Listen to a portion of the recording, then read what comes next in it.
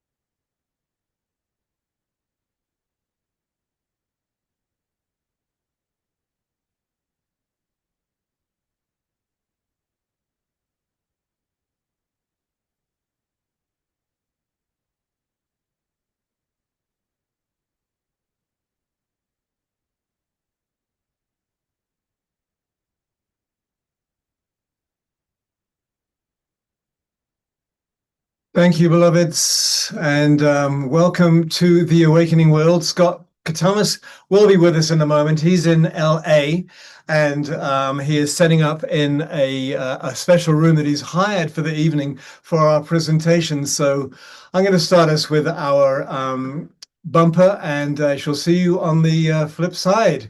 So let's see how we do this. Got to click that one. All right. And go this one. And action.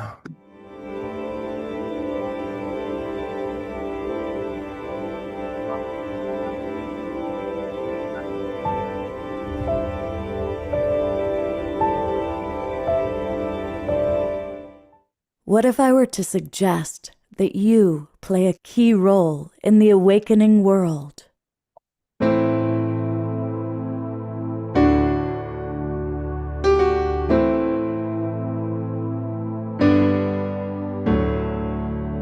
that you are watching this because you have heard the call.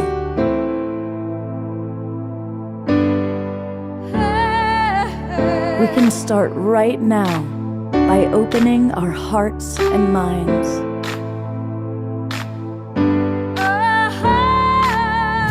Welcome to the awakening world.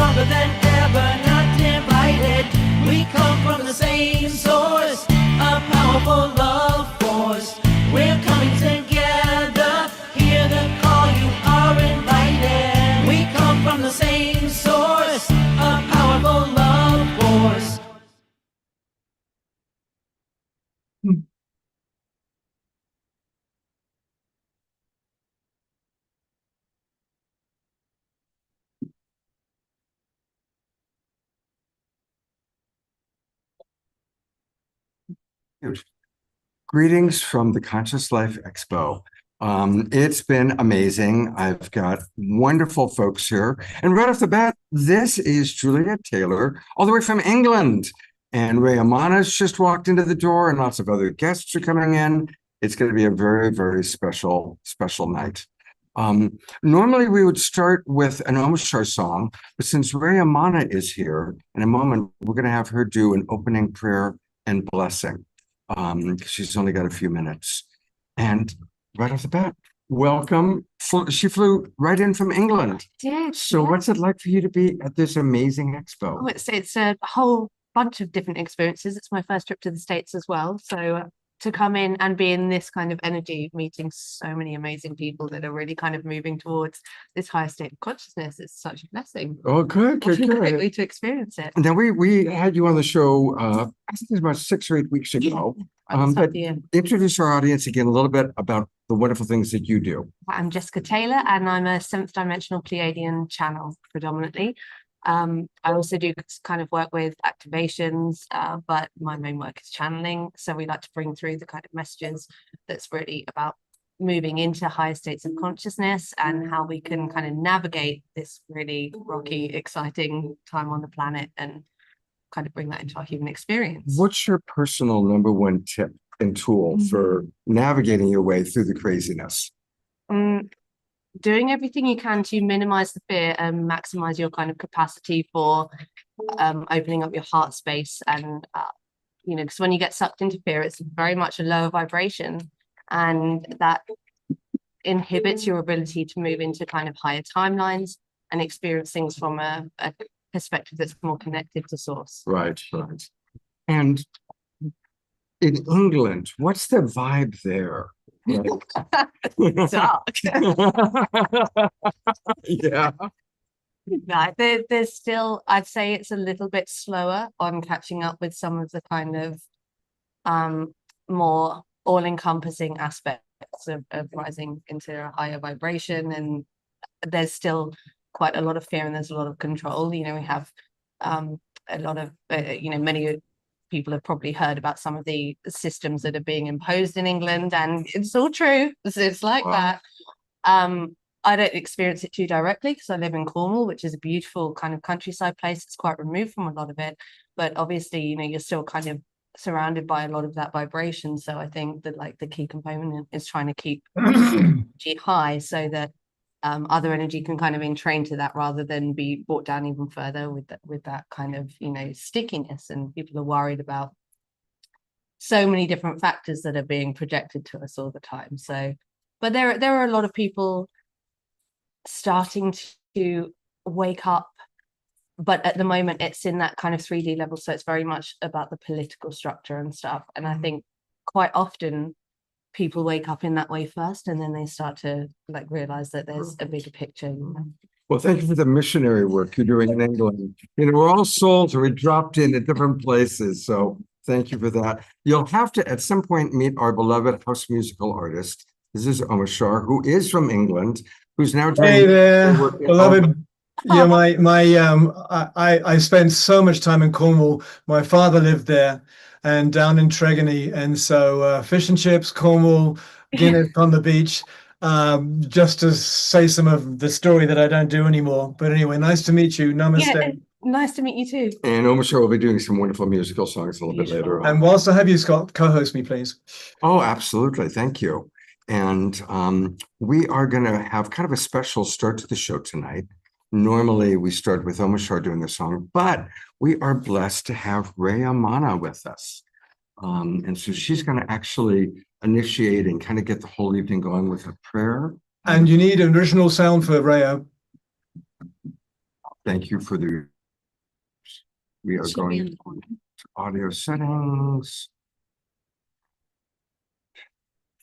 Noise removal. So I don't want that. I want original sound. Yeah, there we go. Do I do a quick test? Yeah, we're good. Oh, great spirit. It's okay? Okay. Yes. I see. Is that the 7th fire you have up there? Yes, exactly. 8th fire. 8th fire. So, hello, I'm so grateful to be here. What a beautiful moment in time that we're all being part of right now. We've had the year of the fire horse begin this week, and then this potent conjunction of Neptune and Saturn with 0 degrees Aries. And I was speaking with a friend earlier, and it's, to us, it's been feeling like, okay, like we took the breath and we're in the inhale. and like something's about to come out. We're not sure what it is yet. And in this collective moment where we get to be together and activate this unified field, we can impact that out breath. We still have the capacity to impact what comes next. So may we join together with the highest vibration in love, in connection, in feeling into that highest reality that we can envision for ourselves and the world, and really breathe into that, sing into that. And I see Diara there just amplifying the prayers. She's such a potent channel and amplifier and such an integral being. Thank you, Diara. And so I would invite us to take a moment and close our eyes and connect in with our own heart space and connect in with the heart of the world. And feeling the excitement of this potentiality that is just about to birth through. This potentiality of heaven on earth, of goodness, of love, of peace, of harmony, of cooperation, of understanding, where love leads, where kindness rules. And I invite us to find that vibration, and we're going to sing a song. And this song is an invocation called O Great Spirit. And the words are, O Great Spirit, we give our gratitude and praise. It's said that thank you can be the first prayer, the last prayer, the only prayer.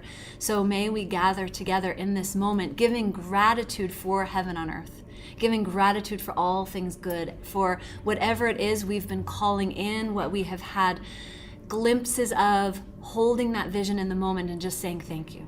Thank you for the love in my life. Thank you for the beauty that I'm seeing before me. So activating the power of creation, because that's truly who we are. We're not to be reactors to the situation. We're here to generate and emanate.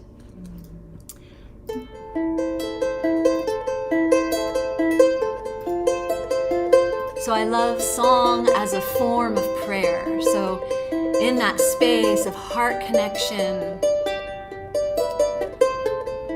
we can bring in our voices. We call upon all that is the Great Spirit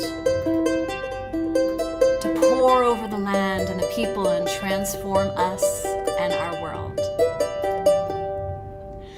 Oh, Great Spirit, we give our gratitude and praise. Oh, Great Spirit, we give our gratitude and praise.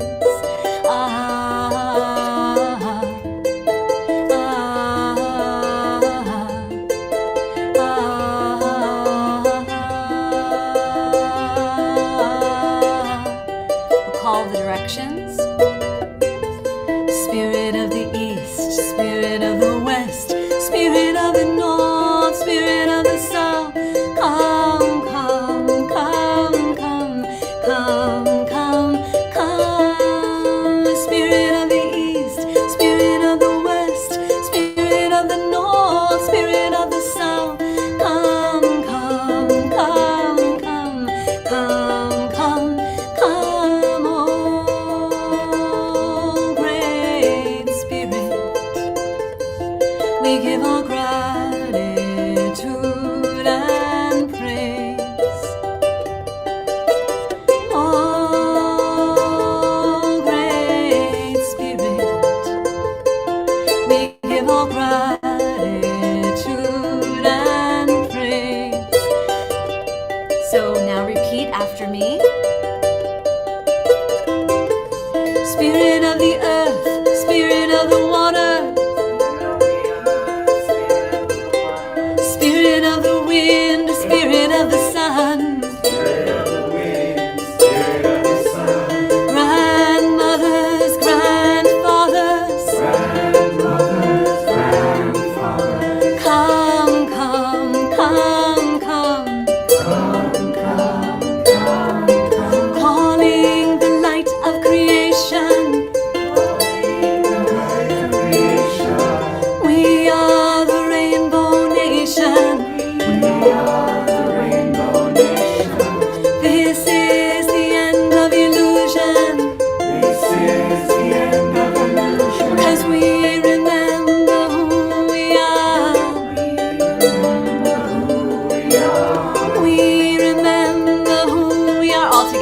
We remember who we are. We remember who we are. We keep singing that.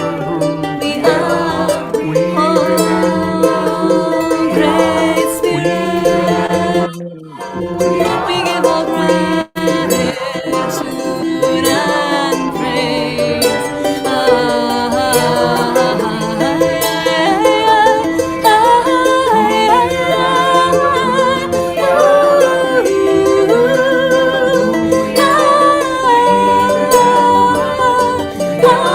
We remember who we are.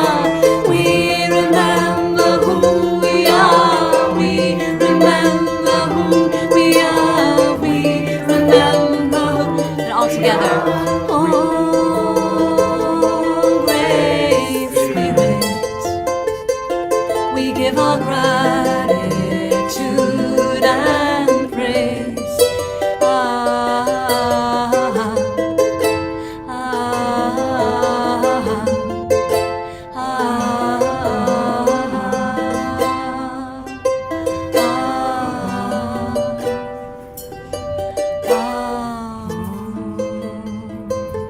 And one little blessing for you. May all favor be upon you, now and forever.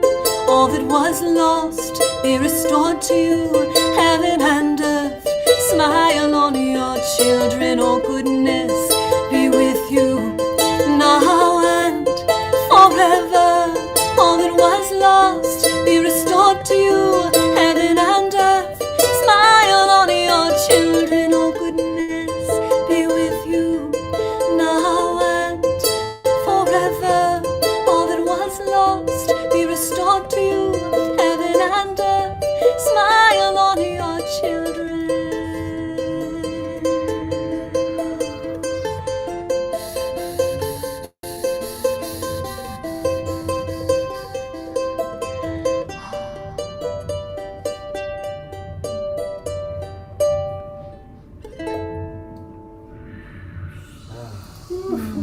And we can rub our hands together and send blessings to our Mother Earth.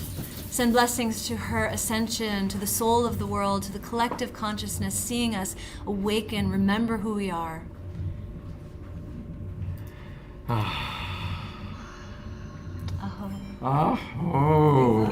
So Everybody- fun to sing with people in the room. We have a whole lot of, well, you can't see, but there's about 12 people. Alan Steinfeld has brought in his minions.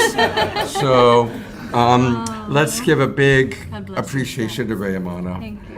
What an amazing way to start. What's going to be a really, really special evening. And stick around a moment for Rhea, because I have a feeling there's a lot of appreciations. Terry Russo writes, just beautiful, thank you.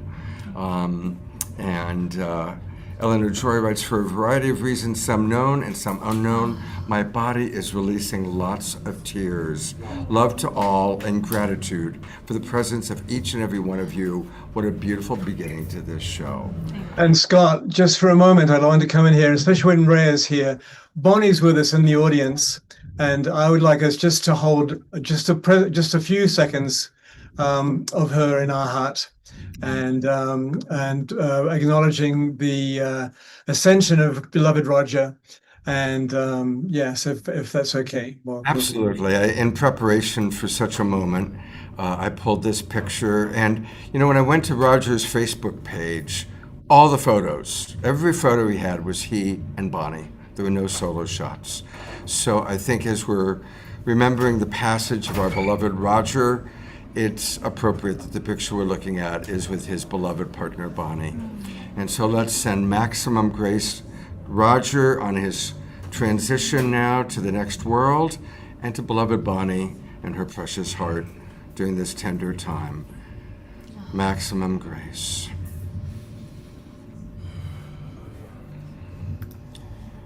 And I actually see that Bonnie's in the audience with her camera on, so I'm going to put the camera on Bonnie for a minute.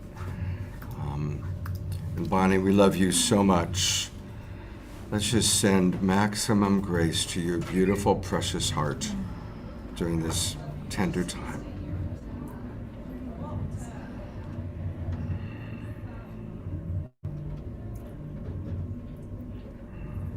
Bonnie and Roger were at all of our Global Peace Tribe retreats. And Bonnie, is there anything you'd like to say? Is there any way we can support you?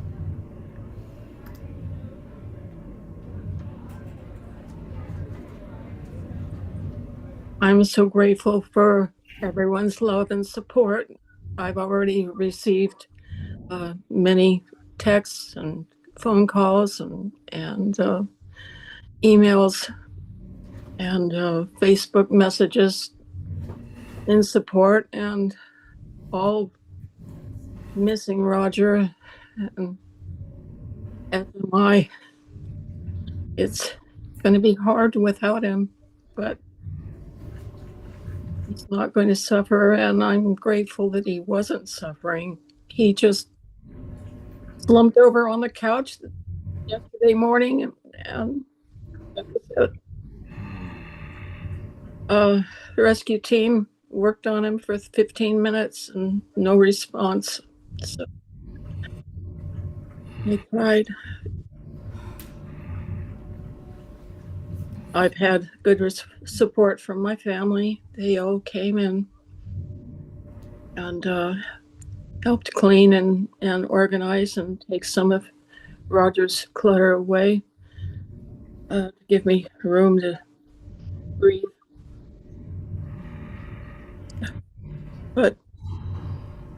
And I'm so grateful for their love and support as well.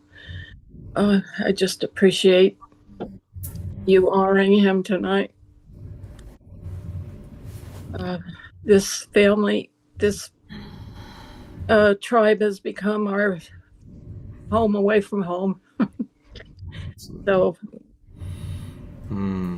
it's very appropriate. Thank you so much, Bonnie. We love you, and we're going to keep you in our prayers. And if there's anything we can do of a practical nature, let us know, all right? Maximum grace for Bonnie and for her beloved Roger. I'm going to go to his picture one more time. And there he is, that beautiful, beautiful man who, the last time I saw Roger was about 2 months ago. Bonnie made a big apple pie for my birthday, which Roger drove out and met me and Kristen Hoffman. So that was the last time we saw Roger. Love you so much, Roger. Love you, Bonnie. Thank you so much. God Love bless you all. Thank you. Blessings. Maximum grace for Bonnie and Roger. And thank you so much for getting us off to this beautiful start. Thank you. Beautiful. Blessings for your whole evening. Well, Corinne is next, so come on up, Corinne. And Alan, I think you've got somebody. I have some bunch of people that are beautiful. You want me to come up here with you? Well, why don't we Do Corinne. we'll do Corinne, and then you can choose the next few I'll introduce you. wonderful people. Hello, Corinne. Hello there. You know what? I think I'm going to have to take off the adjust background. We're going to go to non, and that way I can periodically show the audience Where we are. where we are exactly. So, welcome. You were on the show just recently. Yes. So, what's it like for you? And go ahead and look to the audience, even though I'm, asking questions. Okay. But what's your experience at the Expo been? It's been amazing, and it's a lot of energy today. I mean, it's like I was here last year, but this time it's like even more expanded. And the amount of synchronicities when you just walk through the door are kind of mind-blowing. That's what I have to say. We just had another group of wonderful people Yeah. come in, so it's really quite exciting what's happening lively. here. It's pretty Yeah. lively. So, what are a lot's happened with Trump announcing supposedly that he's going to unlock the files. What's your take on that? You're tapped in to galactic energies. Have you gotten any new messages or input? No, not specifically on that, but what's become really clear to me that there's a lot of noise and a lot of commotion going on right now in the collective. And I think it's more important now than ever to really take the time to go inward and focus on that which creates inner peace. More important than ever to like do a meditation practice, even if it's only 3 minutes a day, because we're not just dealing with our own internal noise. It's also the collective noise tends to really seep in because we are all connected to each other. I mean, it's like I've been meditating for decades, for many, many years, and I can really tell the level of internal noise. Sometimes it's mine, and then sometimes it literally comes in from the outside. And I feel like the more we can really focus on what's important right now, which is creating and emanating a sense of peace and compassion towards each other, I think that is really practically like the most important thing we can actually do. Beautiful. How do you do it? What's your personal practice? My personal practice is, well, I wake up every morning and I sit next to my bed, and my cats have learned to be very patient now. They know she's meditating. And I meditate for the very minimum 10 minutes. That's on a noisy morning when my mind will not be quiet because I've learned not to fight it. But I usually go about 30 minutes every morning. And I take the time, I listen to my internal world and say, what do I need to do? Do I need to do a breathing meditation and only focus on that inner vibration of peace? Or do I need to go do an inner journey where I'm literally washing away things that no longer serve me and asking and surrendering and saying, okay, greater source, higher power, what is it that I need to know today? So those are my personal practices. I've been doing those for years, and it's like if I don't do it, it's like not taking a shower in the morning at this point. Yeah. Seriously. Yeah. I'm so used to it. It's like when I'm traveling, no matter where I am, it's like it's a non-negotiable. Even if I have to wake up at 4 o'clock instead of 4:30 to catch a flight, I'm gonna wake up at 4 to do that. Last question. Yes. What's new for you? Like, what can we share with our audience that you're doing that they can participate in, or the best way to find you? Okay, I'm actually really excited because I just launched my podcast yesterday called Wild Divine Bliss, and what I'm doing is focusing on spontaneous spiritual awakenings, otherwise known as spontaneous Kundalini awakenings, and looking at it from a scientific and pragmatic perspective. And so I've actually relaunched my website and actually put together this. I've got 3 episodes up right now, and I have so many amazing guests who are going to be on, who are either experts in the field, people who've had these experiences. And the whole point is that I don't want people to feel like there's something wrong with them or not know who to go to when they've had experiences like this, and especially if people are professionals and business people and scientists, because they're the ones who hide, because I was one of those people. Right. It's like I don't want anyone to know, like they're gonna think I'm crazy. And so I'm really excited because now I get to bring not just my story, but more importantly, other people's stories for people to listen to. Fantastic. So the brand new website, here we are. We are premiering WildDivineBliss.com. Like the best name ever for a website. Now, what's this? Take the assessment. What's that? It is to see if you've had a spiritual awakening or a spontaneous Kundalini awakening, because they take on different forms. Okay. And sometimes people wonder, like, what is that, and have I had one? And what I find is so fascinating is sometimes people are like, oh, I didn't feel it come from the base of my spine. So even though like I suddenly got thrown into infinity consciousness, it doesn't count. And I really want to help people understand that, sometimes it comes from the heart. I mean, this is actually listed in the Tibetan ancient scriptures as well, and some of the Hindu scriptures. It's just not popularized, which is so interesting. And now we've actually got scientific research on over 900 people worldwide. Wow. Yes, and it's academic, peer-reviewed research on people who've had these experiences. So now we can really look at, well, does it have to come from the base of the spine? Can it come from the heart? Does it have to be hard? Does it, what can bring people to these, I call it punching a hole through reality? And how can we actually bring this to a place where people understand their experiences are valid and then lean into them and know they're not crazy? Beautiful. So one last time, Yes. You can find, and I encourage everybody to go there to WildDivineBliss.com, take the assessment, and explore her podcasts, which we're really excited about. And we'll keep track of these wonderful podcasts and episodes that you're going to be doing. And thank you so much for being with us. Well, thank you so much. It's an honor. I appreciate it. All right, I'm going to have to give direction to our friends that are in the audience. So, Alan, why don't you pick 2 people? You can take over and sit here for a few minutes. And okay. Lisa Gar needs to go. No. I'll put Marla and yes. That's what I Antoinette. Okay. All right, so I'm going to turn over Just for just a few minutes Just a few minutes. to Alan and Steinfeld then Tony to and these guys. do a little chat. So go ahead and take my spot, and we'll bring up the next two people. Okay. Well, instead of being. Aren't you in the middle? I'm in the middle. Thank you, thank you, thank you. And be careful for the cord. Antoinette. All right. Antoinette, who's an incredible musician and just did a great documentary last year about Africa and the goodwill that's happening across Africa. You and your husband, who are incredible singers. And Marla Lombard, who is one of my favorite psychic mediums. She tunes into the other side. So what do these two people have in common? The world. The world is going to be saved by beautiful women like this who are giving peace and love and really another level of consciousness, moving into this a little bit, to the planet. So we'll start with you, Antoinette. Tell us your latest work that's happening in the world. All right, so this is our first time actually presenting at the Conscious Life. Oh, good. This is my 4th year here. But what's been very amazing is that I've been able to, so hello to Patrick, who's in Uganda, is probably like at the crack of dawn right now, who's tuning in. But our other part of our projects, remember the kids from the refugees from the Congo and from Sudan and from Mali and Rwanda, different places in Uganda. So we've been presenting our artwork here at the Expo.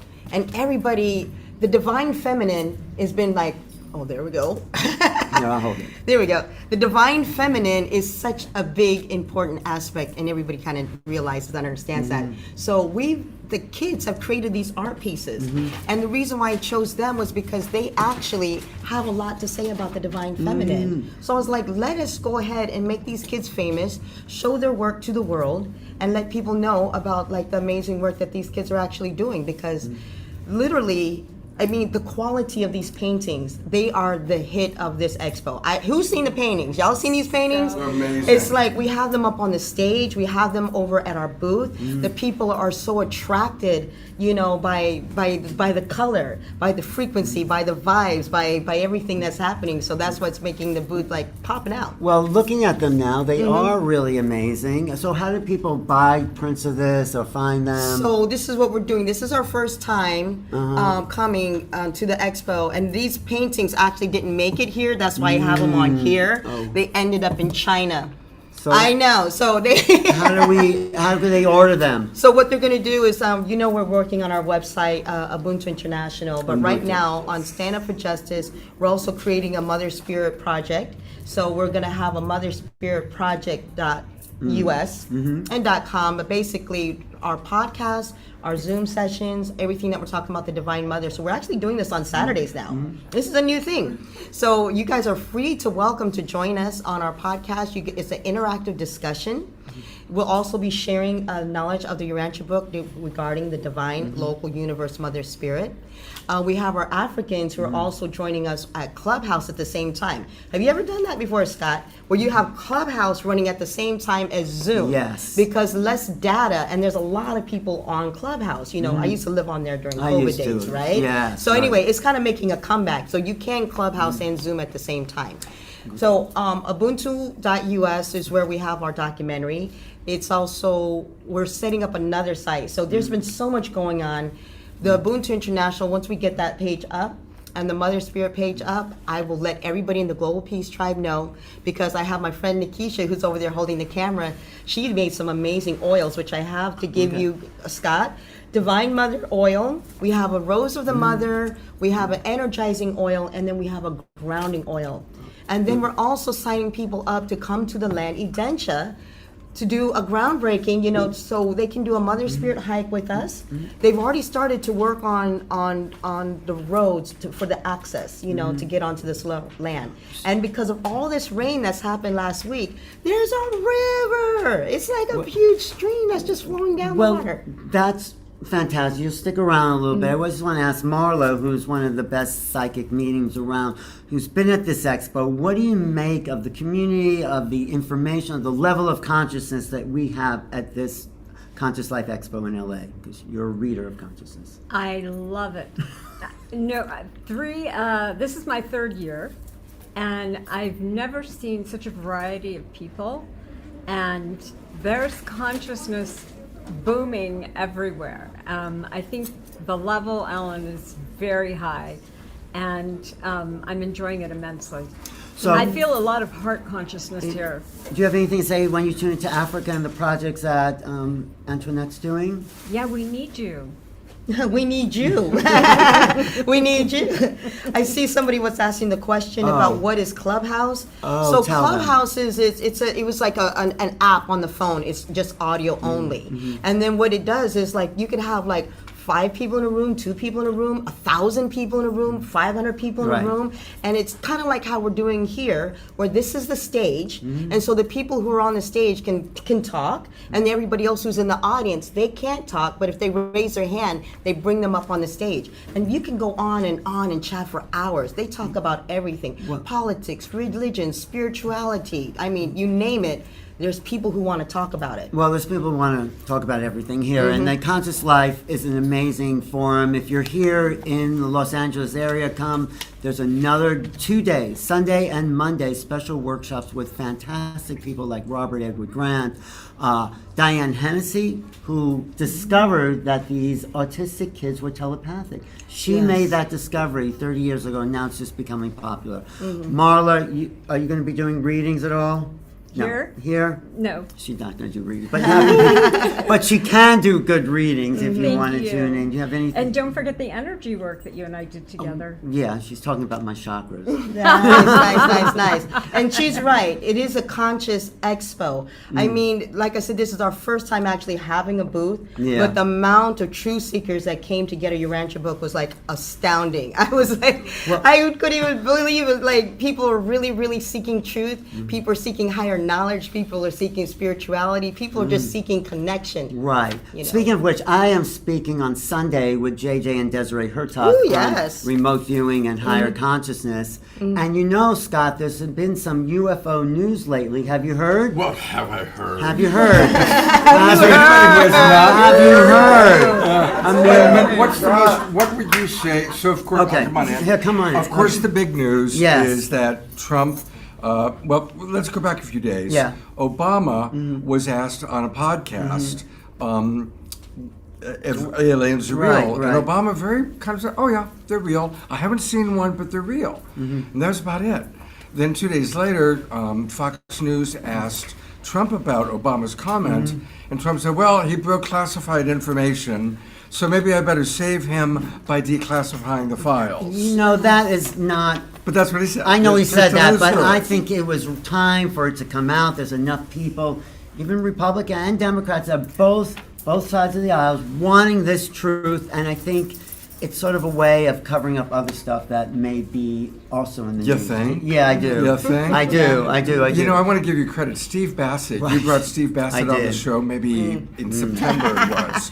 Yeah. And Steve said that. He said, as the Epstein files get hotter and hotter, then they're going to have to, because it's the only story that could trump the Epstein files. That's right. And he said that exactly 6 months ago on the show we did, That's right. August 19th. Yeah. And now, but whatever it is, we're in a new time, in a new period, and things are happening. Magic is happening. Your work, Scott. work. I don't know how he does it 3 times a week for 5 years, you know. 6. 6 times. 6 years. Anyway, there's magic in the air. Come to the Conscious Life at the LAX Hilton. If you want to experience magic, come to some amazing lectures and be part of this community that is changing the world through conscious awakening. So And Alan, the #1 UFI guy, you know, our Urantians are actually looking forward, because I believe they're going to be interviewing you. they are? Okay. Yes. I'm I available. Let think them- Dedrick and... I want to and- bring our yeah. next people up. because Okay, we got such I a know. large number of Tony people. Ghazi is an incredible Love you speaker. guys. And, And Lisa thank you. Gar. And Lisa Lisa Gar. And Lisa Gar, who's another. Actually, Anthony Class. And Anthony. Okay, so let me talk to Lisa Yeah. first, and then we'll bring the two of you up. Hi, Lisa. It's been a while. I'm doing the thing. The real Been thing. doing the thing for 6 years now. I know. I'm so impressed. So this is Lisa Gar. She's been on the show, but not for a while. And she has been doing what I do for a very long time. 25 years. You really broke the 25 ground. You were it. I You know. were Joe Rogan It's before Joe bizarre Rogan. because I have a legacy now, and I'm Yeah. like, how did that happen? Yes, 25 years ago, I was talking about angels and anything that had to do with consciousness, and that was when the Wayne Dyers and Joe Dispenza and Greg Braden and all these guys would spend hours with me. I had a 2-hour show in the middle of the day in Los Angeles. Amazing. And Yeah. it really was the groundbreaking show, which is really incredible. So, I'm going to ask you, because you are someone who's been in this world for such a long time. Obviously, there's been a lot around Deepak. And, Yes. there's kind of a, hey, how come the spiritual community is not speaking Saying out? something. And I have posted on Facebook. I got a couple hundred comments, and just bringing up the conversation. And we're both respected elders now. Yeah. And you're When very did much. that happen? I know. don't even know. But it's all right. As a respected elder, of Yeah. course you know Deepak. Yes, I've What- interviewed him several times. Yeah. What are your Yes. thoughts? And go ahead and tell the audience. So, I mean, my personal opinion is always, always listen to your own truth. You know the experience. Nobody is above their own consciousness. And if you have a truth factor with yourself, and if you have a real reason to believe this person doesn't feel like they're treating me respectfully or anything like that, always, always listen to your own truth. I think in a sense of Deepak, maybe he went outside of his realm where he thought that he was above certain circumstances. I read the Scott Mills article, and I read some of the posts there, the emails, and it was incredibly disturbing. The entire thing is incredibly disturbing. I feel this is the time that we need to be so attentive to people talking about abusive behavior towards children. It is absolutely unacceptable. Children, women, men, none of it, absolutely none of it is acceptable. And this is a perfect example. Nobody's above the law, so to speak. Nobody's above their own consciousness. And I encourage you to listen with your own truth to people that are spiritual leaders. Do that. Read about it. You have access to social media. You have access to people telling the truth. The beautiful thing about what social media can do, and I have a 20-year-old, so I know that generation of the 20-somethings are just the authentic police. They can smell inauthenticity a mile away, and they will say, nope, that isn't authentic. Yep, this one is. And we need to start doing that more and more to find out, what do we feel is authentic? What is not? Look around and go into your own expression about it. So I think it's a great catalyst. Every pain point is a portal for us to understand what's the next level. The next level is to look out for your brothers and sisters, to look out for your friends, to look out for children, animals, anyone that is in that. We're in a whole beautiful time where if you see something, say something. If you hear something, say something. If you feel something, say something. Protect people around you. I didn't tell Lisa I was going to ask her about this, but wasn't that just perfectly stated? Perfectly stated. Yeah. Thank you. Yeah. Thank you. It's a thing. I don't think anyone should ever be able to abuse their level of spirituality. I mean, coming here, your heart chakra just gets blown open, right? Blown open. And people have the most beautiful intentions. And you can feel that in them when they say to you, thank you for 20-something years of a legacy. And I feel that that somehow their life changed as a result of something they heard on your show or on my show or any one of these podcasts out there. People can really, truly feel that authenticity. But you can also feel the opposite. You can feel when it's disingenuous. You can feel when there's something off. You can feel it. Yeah. So just encourage you to do that. Absolutely. So the age of gurus is long, long over, definitely. And Yay, it's just that part by of the us way. that wants Yay, to put someone, right? Yeah. Nobody should have seniority over you. You should have your own level of seniority. And please, I mean, that's how cults begin. That's how people give up their seniority to the man or the woman or the thing or the organization. You've got to be able to, your intuition is always going to be right. It's always going to tell you, it's going to punch you in the gut and say, hey, I'm trying to get your attention. And so we really just need to be in that practice of listening to the intuition and not spiritually bypassing it. Yes. I'm seeing a lot of comments in the chat box. Dr. Laura writes, yes, that is correct. If you see something, hear something, feel something, then say something. Yes, it is your responsibility, and it is mine as well. So, thank you so much. I know some friends here from Year of Miracles, and wow, abundance. Yeah, it's just always listen to your own truth. That's what I usually. Oh my gosh, I used to listen to me on Google Hangout back in the day. All these people who are yeah, all these people who are fans of yours from before. You know what's interesting? I have this beautiful perspective of seeing for 20 plus years of people listening to consciousness even before then, but really listening to all of these great things from people like, I mean, I do love Dr. Joe and all the, even Jack Canfield and all the people that came out with all this great groundbreaking information 20 something years ago. Now their information is being taught. And they have certified trainers, they have certified coaches, they've certified, and so that's the goal, is what you and I do, my friend, is empower light workers. If it's one person at a time, to allow their light to shine brighter so that they can help the next person and the next person and the next person. So everybody get a podcast. Everybody get your word out there. Please be the light bearer that you are, because you are absolutely needed more than ever right now. That is why you're here. It is like a family. Beautiful. It's so much fun having an audience.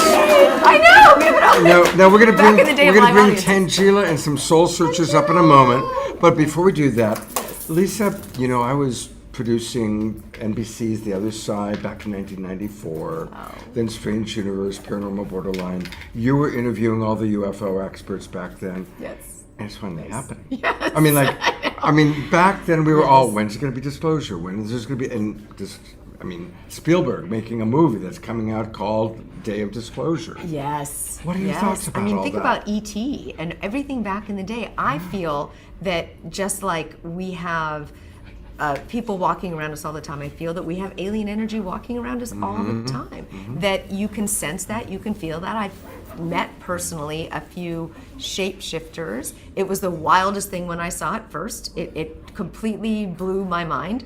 And then I realized it's all consciousness. Everything is consciousness. And if you can connect into that and realize this person might have alien energy, they're walking among us. This person might have a shapeshifter experience. They're walking among us. Be open. Just be open. Yeah. One of the things I heard yesterday I really liked is we are now understanding that obviously the universe is so large, it's so multidimensional, but whatever frequency we vibrate at, we can connect with the beings at that frequency no matter what planet, what dimension, what realm. So as we collectively raise our frequency, we can have more and more of these amazing experiences. Yes, be open to it. Cautiously be open to it, because if you just shut your mind off to something and it could actually give you such a beautiful blessing in that moment, have that experience. Be a part of that experience. I've met some of the most incredibly brilliant people who are not from this world, but they're bringing gifts to this world. So very, very creative people as well. So just be open. Lisa, I get to interview them all the time. How do we find you? What's let's see, I'm hosting Coast to Coast on March 7th on Saturday night, so please join me live on the air. Coast to Coast? coasttocoastam.com, or my website is The Aware Show. The Aware Show. TheAwareShow.com. The Aware Show. TheAwareShow.com and /podcast, and you can listen to some of my favorite podcasts. And all of every Tuesday I release a new show, and every Thursday I release a best of. So it's amazing how the information is still so relevant. How many have you done now? 5,500. Oh my gosh, look at that. Almost. So there it is, The Aware Show, which is amazing. Yeah. Definitely, if you haven't podcast. checked it out before, check it out. And then if you click on podcast, that can take you to The podcast? The podcast, And right? Gaia takes you to my Gaia show. Coast to Coast takes you to Coast to Coast. It's all the same energy. Amazing. Wonderful to see you all. Lisa, You thank you are so doing much. amazing work. Oh my God, you are doing it. Do it. So All you, right. Thank you're my mentor. I blazed a trail. You blazed the trail. You get to jump on it. All of you all do. All right.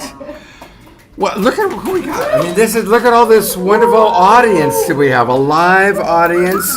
Crystal and Shine have been taking good care of Jasmine Bear.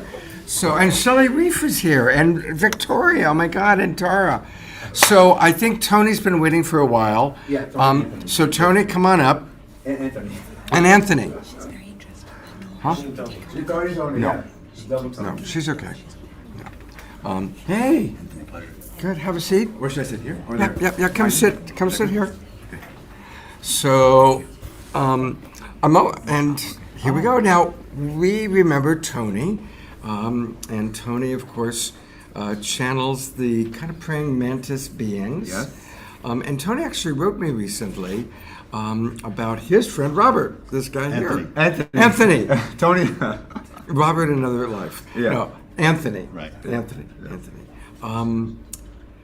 So let's start with you, and then I'll have you introduce Anthony. Talk Okay. a little bit about him. Okay. So, No pressure. channeling the praying mantis beings. Now, who are these beings? Go ahead and tell the audience. Yeah, so I channel the praying mantis beings, and the irony of it is I've been afraid of insects all of my life till I was 41 years old. So I'm 45 now. When I actually awakened to it, it was during a past life regression where they came through, and it was so clear and visceral that I literally ran out of it, out of the session, professing to the world, to the world, that I speak to praying mantis beings. So I'm a realtor and I still sell real estate, and even within my real estate business, I tell everyone that I talk to aliens. You should see the back of my cards, professing. I've never had a realtor thing on my car, but this thing was so visceral I could not escape that version of me. So it's that real, and I'm not ashamed or shy or anything. That's beautiful. Thank you. I mean, that fits in with what Lisa was just saying, right? Yeah. About, speak your truth. Totally. So, Fan club. oh, thank you. Tangela is who you first introduced Tony. She did. Come on. Okay, Come on. Yeah. We're gonna bring Tangela up. Yeah. Hello, everyone. We love seeing our beautiful Global Peace Tribe community with our amazing praying mantis channel Thank here. you. What wisdom are you going to be bringing through for us tonight? Oh my God. I mean, they're all about unconditional love. And as I say it, I know in our minds, we comprehend unconditional love from a limited way. Unconditional love, through their teachings, begins with self. Up to that point, we are living a fantasy idea of what it is, a conceptual idea. So how do you go from the concept, from the logic, into the heart? That truly requires you to step into the unknown, because the heart is illogical, the heart is infinite. The heart has no bounds. But the mind always needs to know, before I make this step, I want to know where I'm heading. Mm-hmm. Well, that's limitation. So how do you kind of bridge that? So I do a lot of work. The praying mantis beings are amazing surgeons, of energy. And I say surgeons because there's precision in words, in the way, if you ask a question, they'll dissect the way you ask the question to let you realize what you just asked. Wow. Without even answering the question, all of a sudden I don't need to answer that question. Or, it's just you realize what you just asked. They're amazing beings. They're not physical. They are energy beings. They're just consciousness. That's the best way. Do we know where they're from? Is it just another dimension They as don't. opposed to a planet? They don't see who they are, the way in which. And look, I'm going to mention this to the audience, and we comprehend the world and the idea of the infinite through our limited way, right? Mm-hmm. And everything is a step to understand the more, right? So even the idea of dimensions through their eyes is not experienced the way that we see it. But yet we pose a question from our limitation to understand the unlimitedness, and it stops us at times to comprehending what it is. They're just energy consciousness that resides everywhere in everything. Wow. Aware of themselves. And I withheld a lot of information for a year because I didn't think humanity will understand or be ready, because I was I knew what I was feeling, but I didn't feel comfortable really sharing it because people would think you're freaking crazy. But then I had to step back, and they said, your job is just to only to relay the message. Like, your job is not to convince anyone of anything. So I had to surrender into that. You know, a lot of self-work also is key, to work on yourself, because we're the conduits, we're the portals of all consciousness. Everything is happening inside out, not outside in. What would you share with our audience that are some of the most important messages that have come through you? So I teach a channeling class, and we don't teach you how to channel. We help you remember that you've always been a channel. And their message is over and over and over again: don't come back to me for knowledge. You have the knowledge within you. You have the keys to all the kingdoms of all the heavens. The wisdom is within you. I want to try to be politically correct, but I won't, because I'm very provocative in the way that I look, in the way that I speak. So there we go. If you hear anybody really make you feel that you need them for information, you're feeling disempowered. That's a key. Good. Yes, it's important to go and listen to people and expand your perspectives, but come back to within and believe your antennas, because all of us are antennas of consciousness, of the divine, and no one else has more knowledge than you. We all have the same knowledge. We're just learning to access it within us. No one is higher and lower. Their message is all about equality of all and the value of everything that we go through. So even the things we don't prefer is the same value as the things that we think is the most ascended thing. They're absolutely one of the most neutral beings, unconditionally loving beings. Unbelievable. Just thank you. Well, thank you. I can go on, but I'm respecting the time. And I'm going to have you introduce your friend in a moment, and then have you chat a little bit. Yes. And then, Omashar, I think after these two guys, we'll have you do a song if you'd like. And then we've got Shelley Reef and Victoria and Joan of Angels and all sorts of other people waiting. So it's going to be a very, very special night continuing. But go ahead and introduce your friend. I would love to introduce Anthony Kalask, a dear, dear friend that I met last year here, synchronistically, on the bus from the airport to there we go. Okay, yeah, so on the bus to the, or the shuttle from the airport to here. We didn't know each other, but we began speaking. I fell in love with him. I recognized his energy, and the fact that he channels draconians, alpha draconians, like reptilians, is amazing, because there's so much misinformation and fear, and I've channeled draconians, and I felt the love. So it's just, but his perspective is quite unique to him, to his facet. So I'm very proud to introduce my dear friend, who will speak. I appreciate that. What a great introduction. Yeah. And I didn't get even paid get a better one. And the praying mantises are not afraid that the reptiles are going to eat them. Absolutely not. Okay. You see, this is the other fallacy, quickly. We oftentimes impose our limitations of thinking, how we deal with each other, to other conscious beings. Listen, they're more conscious than we are. They don't even think remotely the way that we do, but yet we are convinced a reptilian will eat a mantis, or vice versa, or whatever other being. So, anyhow. Many of these beings don't even eat each other because they've left their digestive tract back in fourth or fifth density. Yeah. So now, as ancient reptilians would say, we've left that in high fourth density states. We don't eat, we meditate. Yeah. But a lot of the misinformation within the Earth's Collective or in the spiritual industry, exopolitics, or any form of channeling industry, it's always there to misrepresent one species and promote another species. So this is the part that's wrong. And we shouldn't be the one judging other species, how they look, whether they have tails or teeth or not, if we don't want to be judged, right? So we always promote don't judge, accept, and love, and remove that level of resistance, those levels of sort of traumas that we have, and say, well, I'm hurt, so now I'm going to hurt you with my words to make myself feel better. Well, I disagree with that. One of the things reptilians certainly stand for, and there's a lot of different species, like 26% or so of the entirety of Pleiades is reptilian in nature, 11% is insectoid.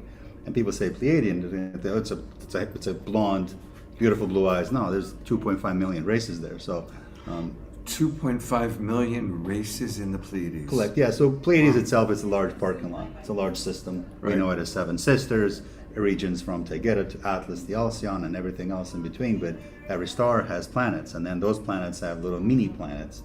And a lot of the races live on ships. Not every one of them has a planet. So, as a genetically connected human to a reptilian race named Theta Tauri, who come from the Taurus constellation, I started to channel them. I started to interact with them, and these weren't just some silly dream states. And one of the first things they taught me, they said, humans use the word honor on Earth just as a word, because it comes out of your dictionaries. Yeah. You need that word to make yourselves feel better.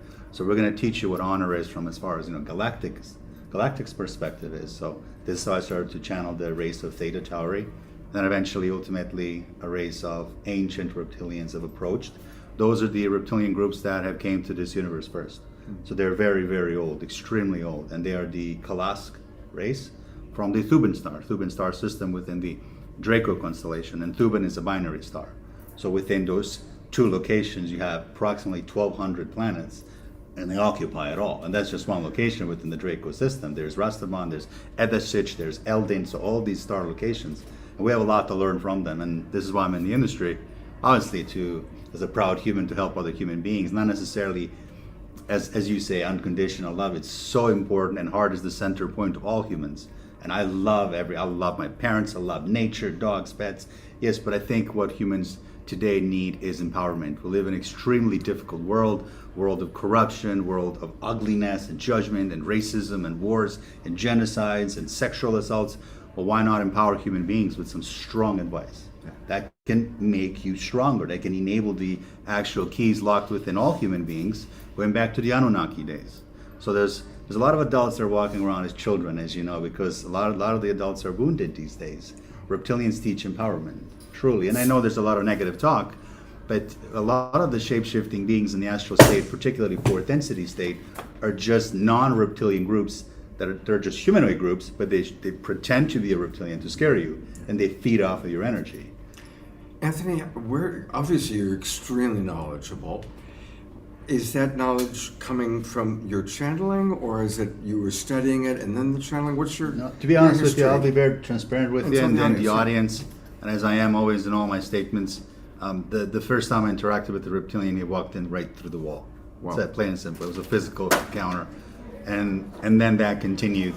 So the more times that we would channel, the more times we would interact. Obviously, the memories of the channeling will always stay within you, and you're able to benefit from that information. We call that maybe expansion, but I interact with them in a more of a physical state. And what this means is they've created a physical avatar of myself in a fourth density state. So your fourth density covers your... Slow down. Yeah. Oh, sorry. No, so within slow down with that. It's really fascinating. So they've created. So what they've done was the race I connect to, the ancient reptilians, are from the Draco constellation. They're a very, very powerful race of Kalask, and they were present on Earth to confront the Anunnaki beings at the time, right? To tell them, do not abuse humans, do not sexually abuse the women, and no more genetic cloning. And then they told these guys to pretty much beat it. But one of the things they've given us a reptilian brain and the spinal fluid. And then they seeded certain animals, second density animals, such as alligators and crocodiles. So as they evolved, they helped other planets and other smaller colony planets, as they call us, prison system planets, evolve. But they said, listen, we're at 6.99 density, which means 6.99 density is the highest physical state any physical being can be. Whether they're humanoid, whether they're insectoid, you're at 6.9. The moment you hit that 7, you're no longer physical. So they said, in order for us to work with a human, we need to meet you in the middle. So either you come to the fourth density, or we'll create an avatar. So what this means is the avatar creation is, if like I'm 230 pounds. They created an avatar at 210 pounds. So it doesn't have urine, it doesn't have stool, it doesn't have any of that stuff. So I'm able to take my consciousness in my bed at my home here within this reality, and project it into the avatar of Anthony. And this is how I'm able to interact with them. This means we touch, we feel, I can smell them, they can smell me. Wow. Right. So this is where I get the information He's from. special. Yeah. So it's a little different type of, I would say, spending time in co-creation. Wow. Well, I would love to have, actually, where are you located? West Palm Beach, Florida. Wow, okay. Well, I would like to definitely have you, we got to do like a whole hour with you. We can, absolutely. Definitely. Certainly. I'm going to give you my phone. I'm going to ask you to give me your contact information. This is real time. It's like... This is really happening right now. Oh, good. Well, there's a card. Okay, that helps. But I'm going to do this too. And but in conclusion, I just want to say I do agree with my friend Tony, and we're such great friends and colleagues. And the physical beings he channels, I love, because there's not a lot of people that channel physical extraterrestrials. A lot of them will channel non-physical. So they'll connect to a collective of light beings from Arcturus, which is a star, or Pleiades, which is like a large system, or somewhere within the Andromeda. But very often, very often, humans that really need help want to talk to an actual physical being for wisdom, for understandings, for teaching how to remove cancer or tumors or anything else, how to open up your psychic network, how to clear the chakras or remove traumas. And that's why I love working with them, and I appreciate you having such an open mind to understand reptilian consciousness that's so powerful for us humans to empower us, truly. Yes, once you strip away the fear. Totally. Anthony, please give me your contact information. I'm going to cut to Omashar for a song, and then we're going to bring up Victoria and Shelley Reef.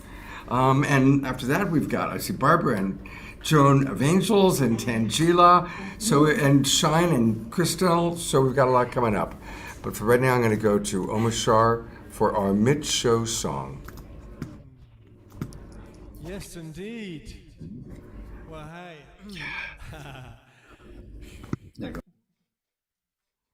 What an amazing show so far. I'm enthralled, whether I play or not, I don't care. I just love every guest we had so far. And here we are. And as we all know, I am you.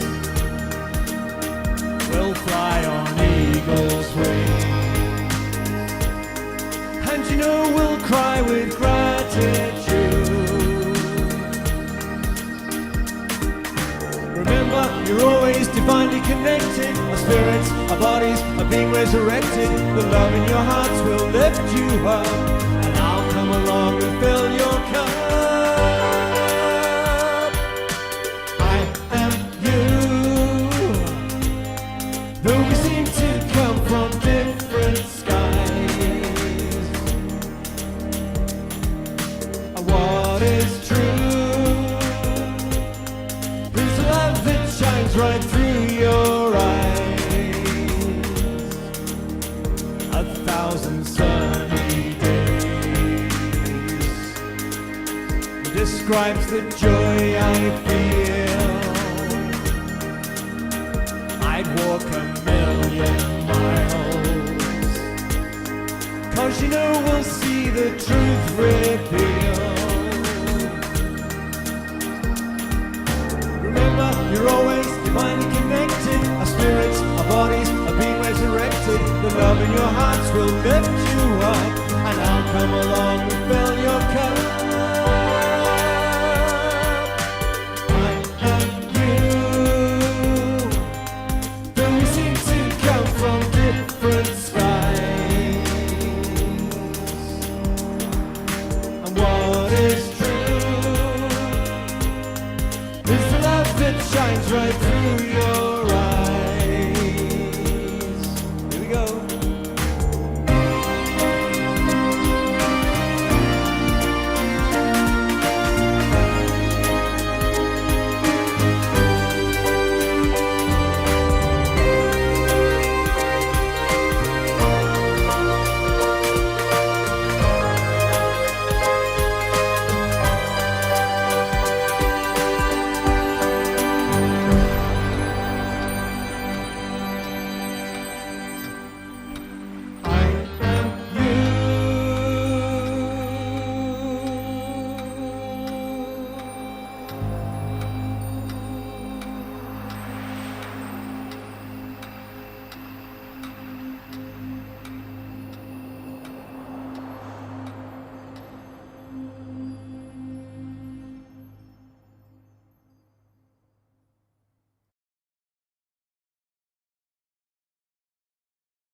Scott.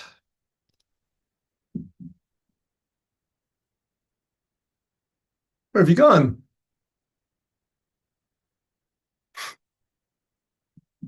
Muted. We have to unmute, don't we? Wonderful. Oh, Me too. It's all right. We could feel you. It's very interesting, Tangela. Hey, beautiful ones. That came on just as you came on, because I had a different song for this moment, and this is my Tangela song. It really is. I love that song. So do my favorites, Omashar. So Thank you. Love you. See you. Oh, Love thank you, you so see much. you.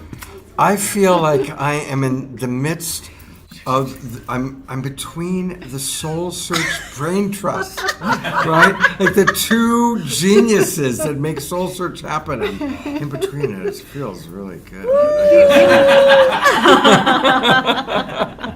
I'm kind of digging it. I love this in-person stuff. I know, it's fun. It's I know. fun. I mean, we aren't all this big. That's right. We really are Exactly. larger. Yeah.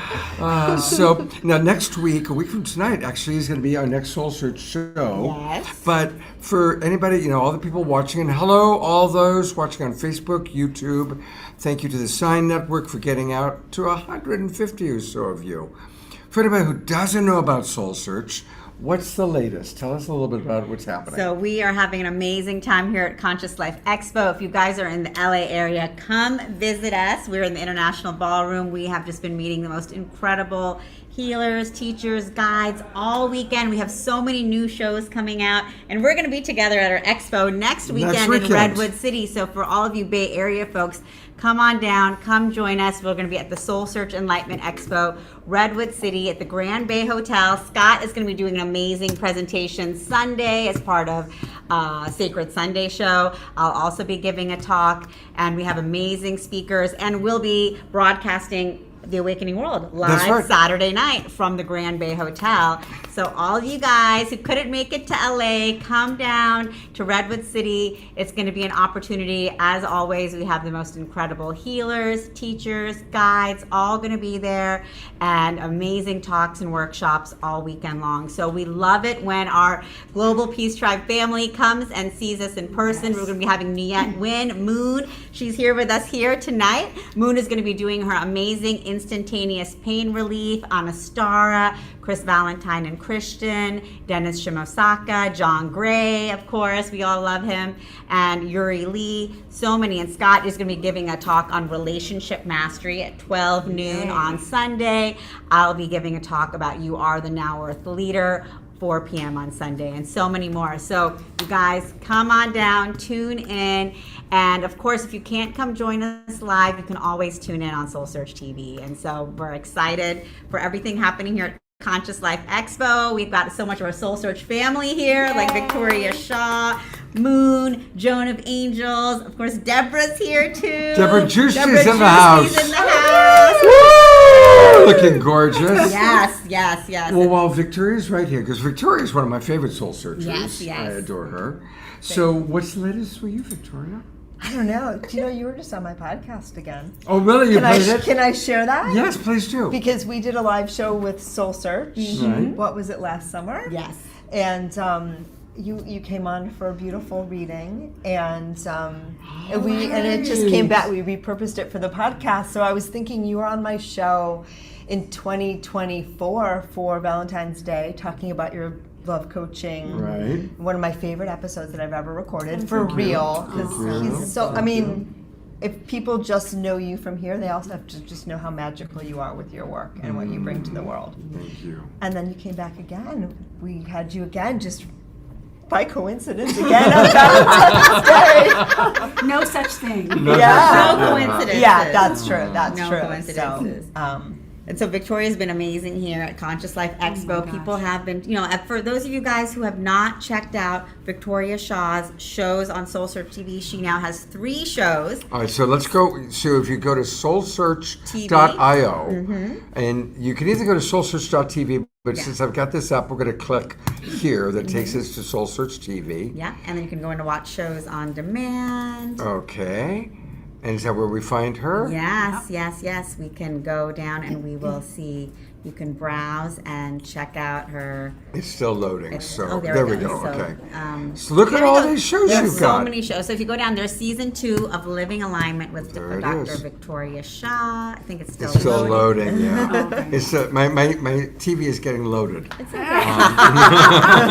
It's okay. So while it's loading, so for those of you, we've shown the trailer. We had Dr. Victoria Shaw's season 1, Living in Alignment, that went deep into her work. Then we had the live reading show where Scott was a guest, and you got to see Victoria live in action doing live readings, and people were calling in, zooming in from all over.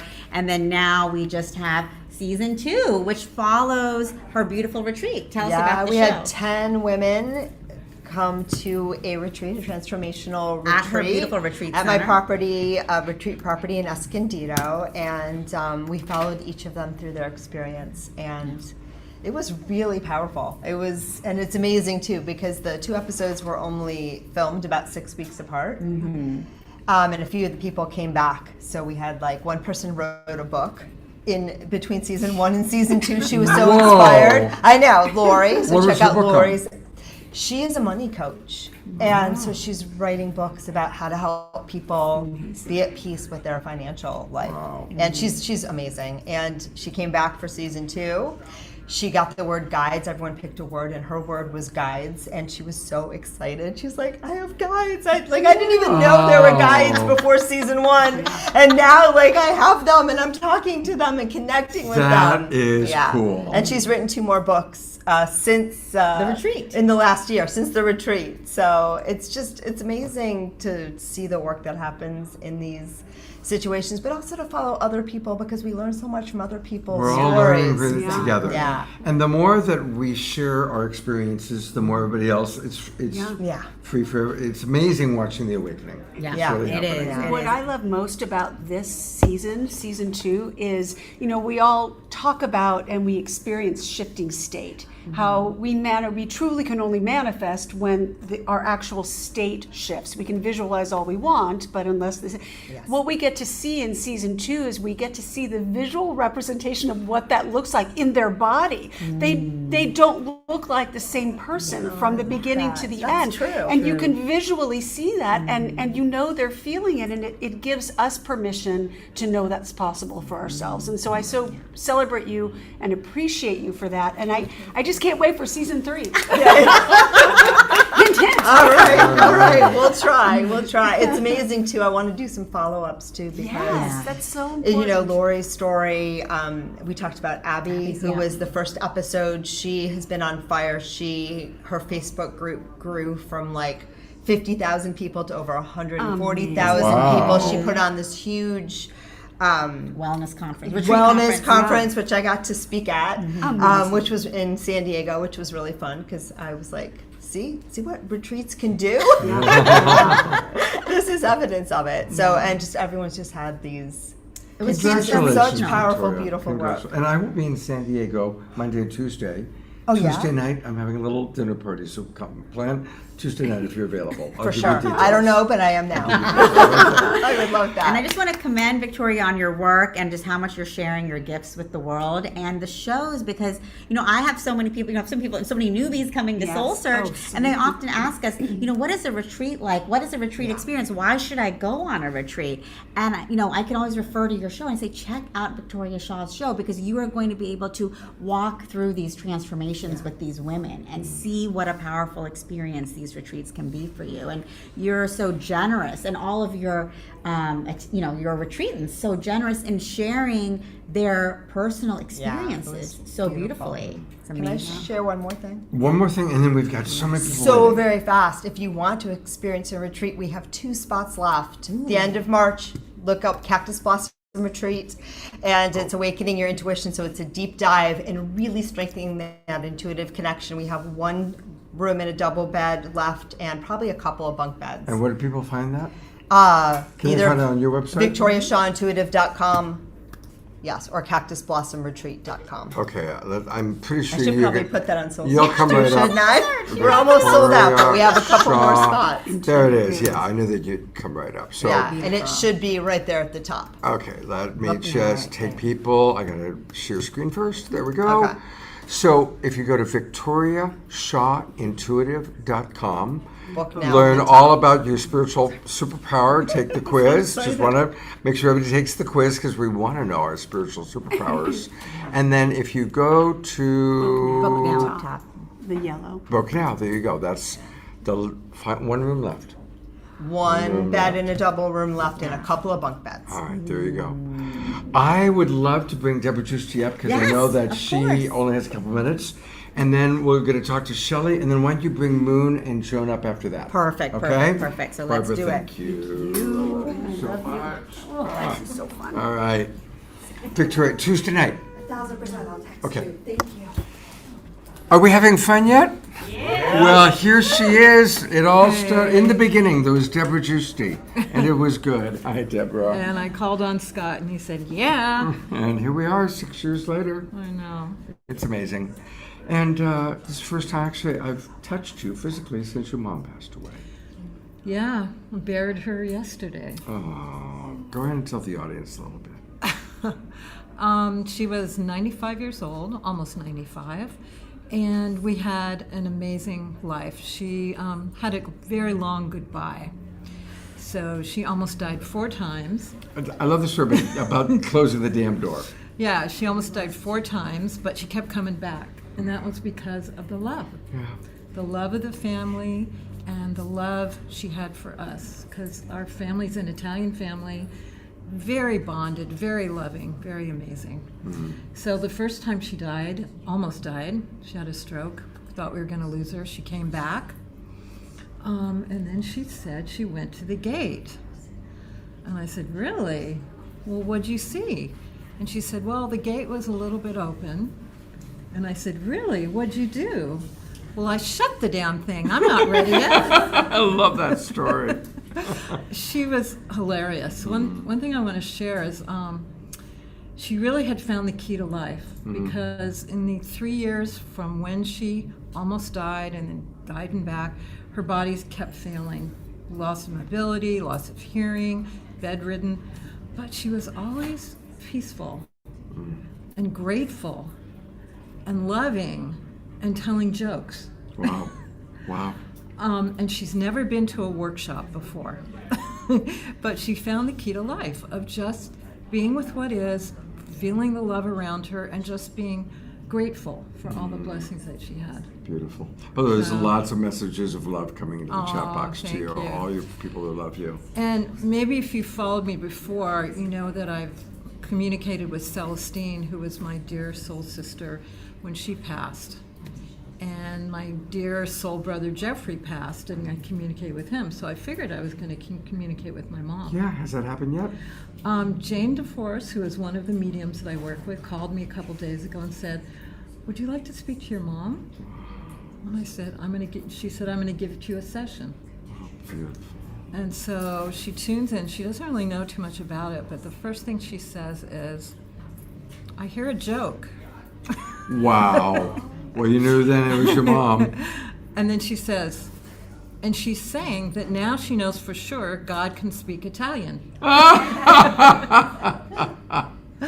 And she pointed to what Jane saw was the pearly gates, and she said, I've arrived. I'm here. So that was telling me that she's fine, she's on a certain plane. The other thing she said, or that I got in meditation, was now she knows why she helped me so much, what my mission was about. And she didn't really understand it in this kind of limited 3D consciousness. But in the expanded consciousness, she understood my mission and why she helped me, and that she'll continue to help me. Wow. Oh my gosh. I know. You got a lot of support on the other side now. I know, I got 3 cohorts. You know, I don't think you know, but you remember Roger and Bonnie. They came to our retreats. Roger passed away 2 days ago. Okay. Yeah. And of course, Michael Stillwater passed away last Sunday. Yeah. So a lot of our people are being called to people the are other called side. to the other side. Yeah. It's a showtime. Yeah. Last question. Of course, you are the queen of the Conscious Life Expo. We've been coming to this way back to when it was the Whole Life Expo. Yeah, I've come every single year. What's your take on this year? What's the vibe for you? It's amazing. It's up-leveling. The show itself is better than ever. The producers of Conscious Life Expo are just incredible. And the public is really excited, and there's more here, and there's new people here than ever. They asked us how many people they knew. Half the audience. Exactly. Amazing. Yeah, so all this is increasing. Wow. And it's my favorite conference. If you ever have the chance to come, don't miss it. So many incredible luminaries, and really you get to experience them instead of just seeing, the screen on your computer or on your phone. You get to experience them live, their activations, their wisdom, their being. And hugs. There's a lot of hugs that we don't From get to Soul do. Tribe. From Soul Tribe. Yeah. It's really wonderful. Yeah. I love Okay. you so much. Okay. What time is your Ascension panel? What It's time? 4:00 tomorrow. I'll be there. Well, no, the Ascension panel is 12, and incredible people on it. And then I'm doing a talk, Healing Cancer and the Ascension. Oh, wow. Okay, So it's going to be my first talk. 12 noon. I don't know how that popped up, but 12 noon is Ascension the is panel. now. Right. Step into the New Earth timeline. And then you're doing Ascension and Healing Cancer at 4 p.m. Yes. Okay. If any of you in Southern California, come on down. There's still 2 more days, and it's a pretty amazing place to be. I love you, Deborah. Thank you. I'm going to call on Shelley Reef, who's been patiently waiting. And I also want to thank Shine and Crystal. We're going to hear from them. They've been taking good care of my dog, Jasmine Bear. We're grateful. Hi, Shelley. Oh, love you. Well, you remember Shelley Reef. She's been on the show a few times before, and she does many things. She's very tapped in. She's had a fascinating career as an actress, artist, and channel. And of course, you do harps. Yes. Harps. Yes, I just finished playing with the Hertax. Oh, how much we fun. Did, yeah. When he sings, when he does his mantras, Yes. chills. Yes. Chills. Well, talk to the audience. Tell the audience. As much as I love looking at you. Share whatever you'd love to share. So, You've got so much. First of all, I just have to say how blessed I feel to get to perform with the Hertax. This is my 4th time. I've done all the major conferences this year with them. Sometimes it's very formal, and sometimes we just kind of throw it together at the last minute. But I've never felt anything quite like that. They truly invoke the sacred names, and they invoke a higher inner. Well, you know JJ. I mean, JJ is a living prophet. Yeah. So. And you've all seen her talks on the show many times, but to remind for anyone new, J.J. Hertalk back in the 70s had an extraordinary experience. Speaking of J.J., amazing. In the house. I mean, literally as we were introducing him, he walks through the door. That was amazing. Amazing timing. Well, come on up. Hi, JJ. Come in, have a seat. So she was just talking about how amazing it was for her to play music with you. And of course, here's Desiree. Hopefully we can squeeze everybody in. Let's see if I can move her on your side. The Zoom might adjust. Let's see. Okay. Zoom, come in. There We're we all go. together. There we go. I've got that new setting that does kind of figure it out. So of course this is JJ and Desiree here talking, and literally Shelley was just talking about how amazing it was to sing with you We had a great when you walked through the meditation, door. Yeah. Okay. So good timing. Well, JJ, let's start with you. You've been in this field for so long. You've had the amazing experience with the Keys of Enoch in the 70s. What's your take on where we are right now in our awakening world, in our rise to consciousness? Well, we happen to be here in Los Angeles in February, and of course this is an amazing week because we just heard two presidents speak of the, so we say, extraterrestrial hypothesis as a reality that probably will bring forth a tsunami of information, clearly showing that we're not alone in the universe, that we have human responsibilities towards each other, and going into a relationship with cosmic star intelligence that will open up a new Vista, V-I-S-T-A, or should I say a passport to the cosmos.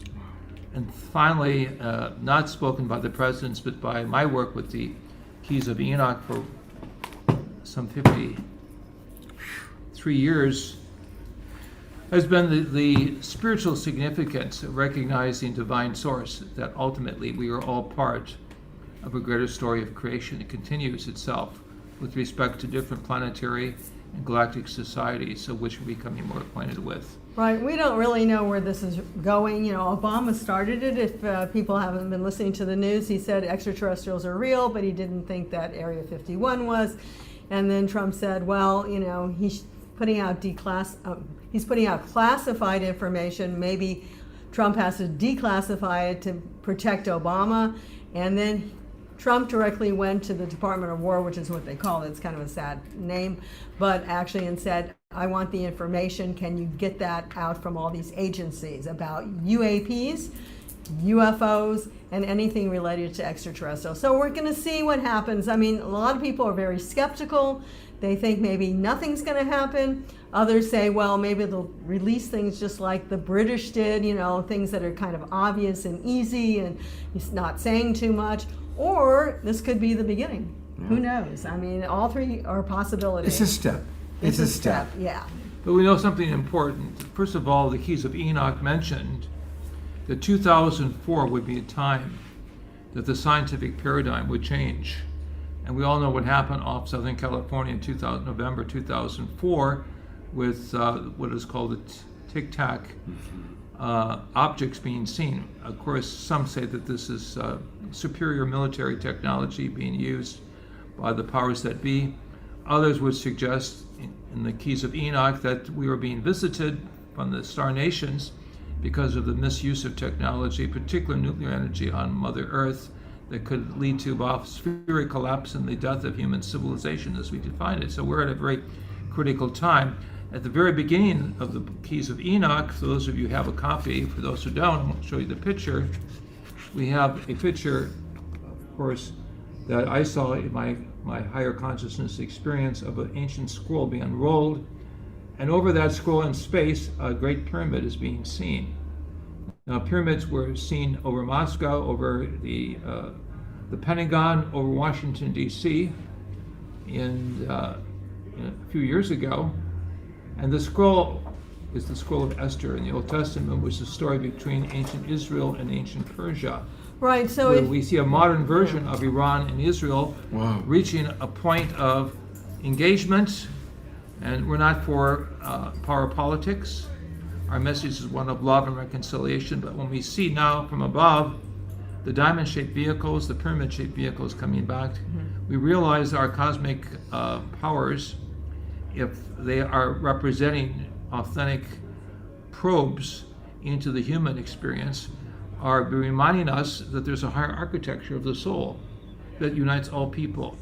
And we have to reread the teachings of the ancient masters to realize that we have to connect with the powerful forces of light, keys of Enoch called the Christ forces, in order to make this bridge work to the future. Right, so a lot of the vehicles, what Dr. Otak's saying, especially those taken by the Navy, seem to be triangular in shape, which means they're probably pyramidal.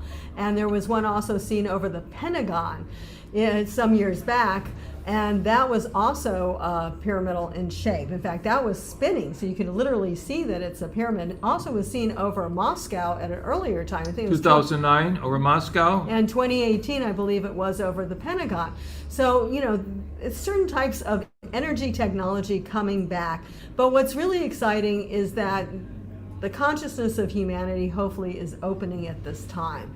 And even though there seems to be a downward spiral, all of us, if I can say that, is part of the upward spiral. We're getting more and more information. Solar flares might even be part of that, actually breaking apart and activating our neurons to be more active. Yeah, the magnetic fields. They've even used this, it's called transcranial magnetic therapy. When you put that around someone who's depressed, the neurons start activating. Well, when the neurons activate, you're open to higher fields, as well as the magnetic field itself is shifting, of information. So we can reach out. We do remote viewing, as you know, and we can reach out to see things on this planet, on the other side of the world, or we can reach out to see things in the heavens, like Ingo Swann saw the rings around Jupiter. There's a lot of stuff that's available to us. Now, if we choose to move forward with it, we can know how to do the right thing at the right time, even before we need to actually act on it. We can have the information. That's what's so cool. So what is important here is not the information as such, not the facts and figures of what is being found here, what is being said there, but as our earlier guest has said, it's the music of the soul, the music of the heart, without which we don't go forward. We simply are in the lower self rather than the experimental self. We call this in ancient theology, if we read the Bible, we have two stories of creation, Adam and Eve, but we have also the higher Adam who could speak with God, who could converse with cosmic intelligence. We call the Adam Ad, or Adam El Elyon, A-D-A-M, capital E-L space E-L-Y-O-N. Adam El Elyon means the one who was connected with divine source, one who learned the lessons from the divine source that could be in communication with the animals. When that was lost, then one became a stranger in a strange land. One missed, as it were, the story of the snake-like being that lost his relationship with human civilization and vice versa. We're at that point now with our cosmic contact of realizing we have other teachers in the universe who can help us catch up and repair the separation that's been going on for thousands of years. So I see this critically as a time and challenge that we don't have to bow down and worship our space visitors as gods, but realize the godhood within us is in the song and celebration of life, according to our mental and vibratory skills that we were born with. Hence, we call our organization Future Science. Science guided by consciousness, science of the future, because there will always be a future and always will be science. But it has to be the sacred sense of sound and the sacred sound of science. Beautiful. Desiree? No, I was going to say, what's new for you? What do you want to hear about? No, I love hearing that. You know, I think one of the things we were talking about earlier is that now the veils are lifting, and we all can access, whether it's from our guides, our ancestors, angels, extraterrestrials. So I actually wanted to turn to Shelley for a moment, because I know that you have that ability to connect. What would you recommend to people? What are some ways that people who want to have more experiences with higher vibration beings, what are some of the ways to open to that to happen? You know, I honestly think that sound, music, as Dr. Hertak was talking about, is one of the easiest portals, but the music is very specific.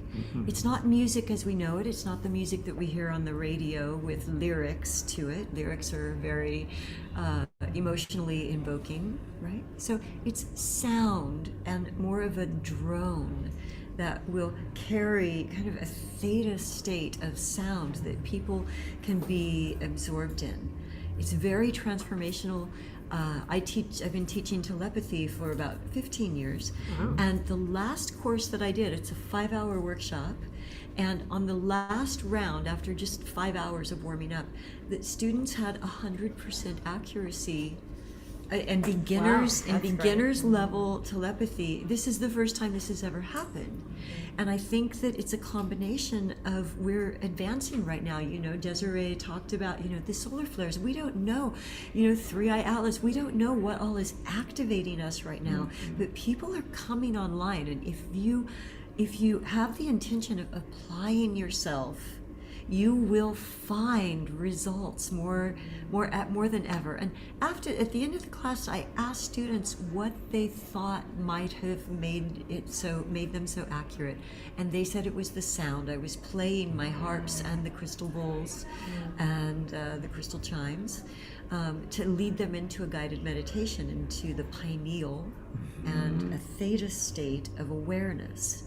And I really believe that that's where it all happens. And so I think we've been really trained to visualize and manifest, and that's wonderful to have. We need those skills. We all do. It puts us in our frontal lobe.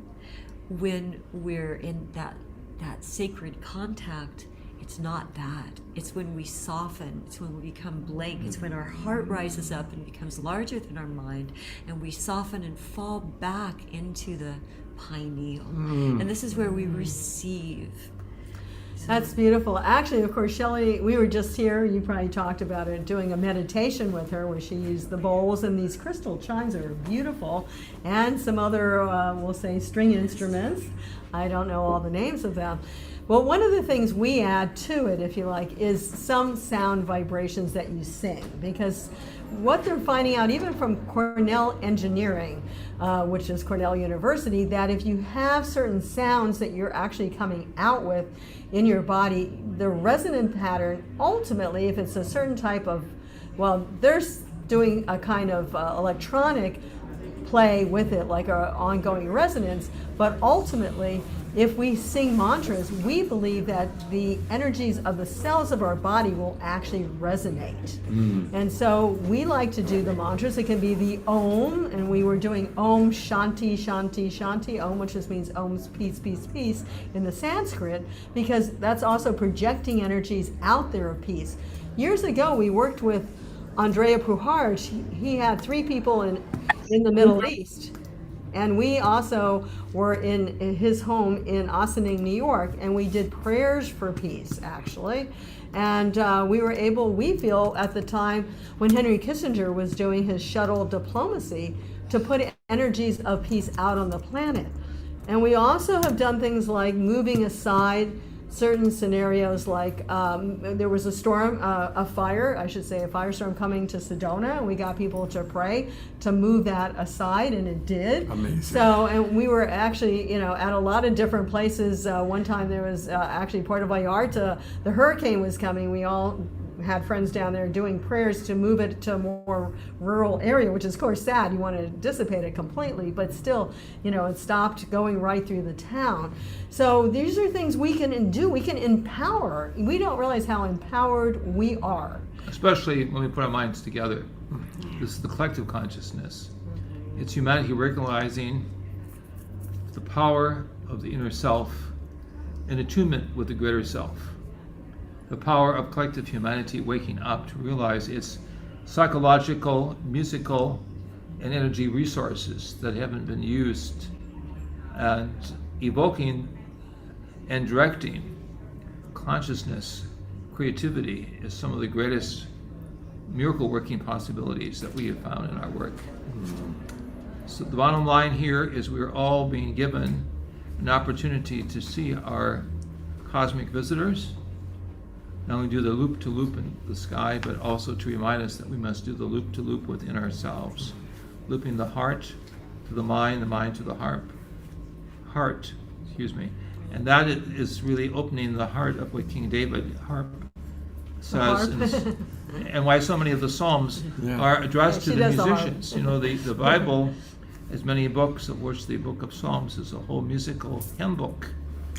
And there's clear instructions at the beginning of every psalm of King David, who was the nominal author of the book of Psalms, Talem, to instruct the musicians, the singers, to orchestrate these words. And of course, we've done this in the Great Pyramid. We've done this in sacred chambers around the world, because it's not only, it's interesting, you know, people go to a pyramid to be energized by the pyramid, but a lot of times the pyramids want us to energize them, because they've also been sleeping. The Great Pyramid with myself in the middle of the light. When I was singing, the light became so strong it filled the pyramid. Wow. I shook the pyramid, and the Egyptian guards were perplexed. That's the Grand They Gallery. said, this doesn't happen for recorded history. This goes back thousands of years. We knew that there was ancient wonders that took place. I said, it wasn't my ability, it was just using the names of God that I was given a good opportunity and vocalization opportunity to bring the names of God together within the sacredness. And that was an illustration, and has been, to hundreds of musicians throughout the world to go to their respective sanctuaries, their temples, their ashrams, their places, and to be, as it were, the Lord of the Rings, to connect one situation with another, and build around Mother Earth. So listening to music is great, but don't be afraid to sing too, because it's vibrating your body. You sing too. It opens the heart. The greater temple. Excuse me one moment. Could you check? I have this reserved from 6 to 8 p.m.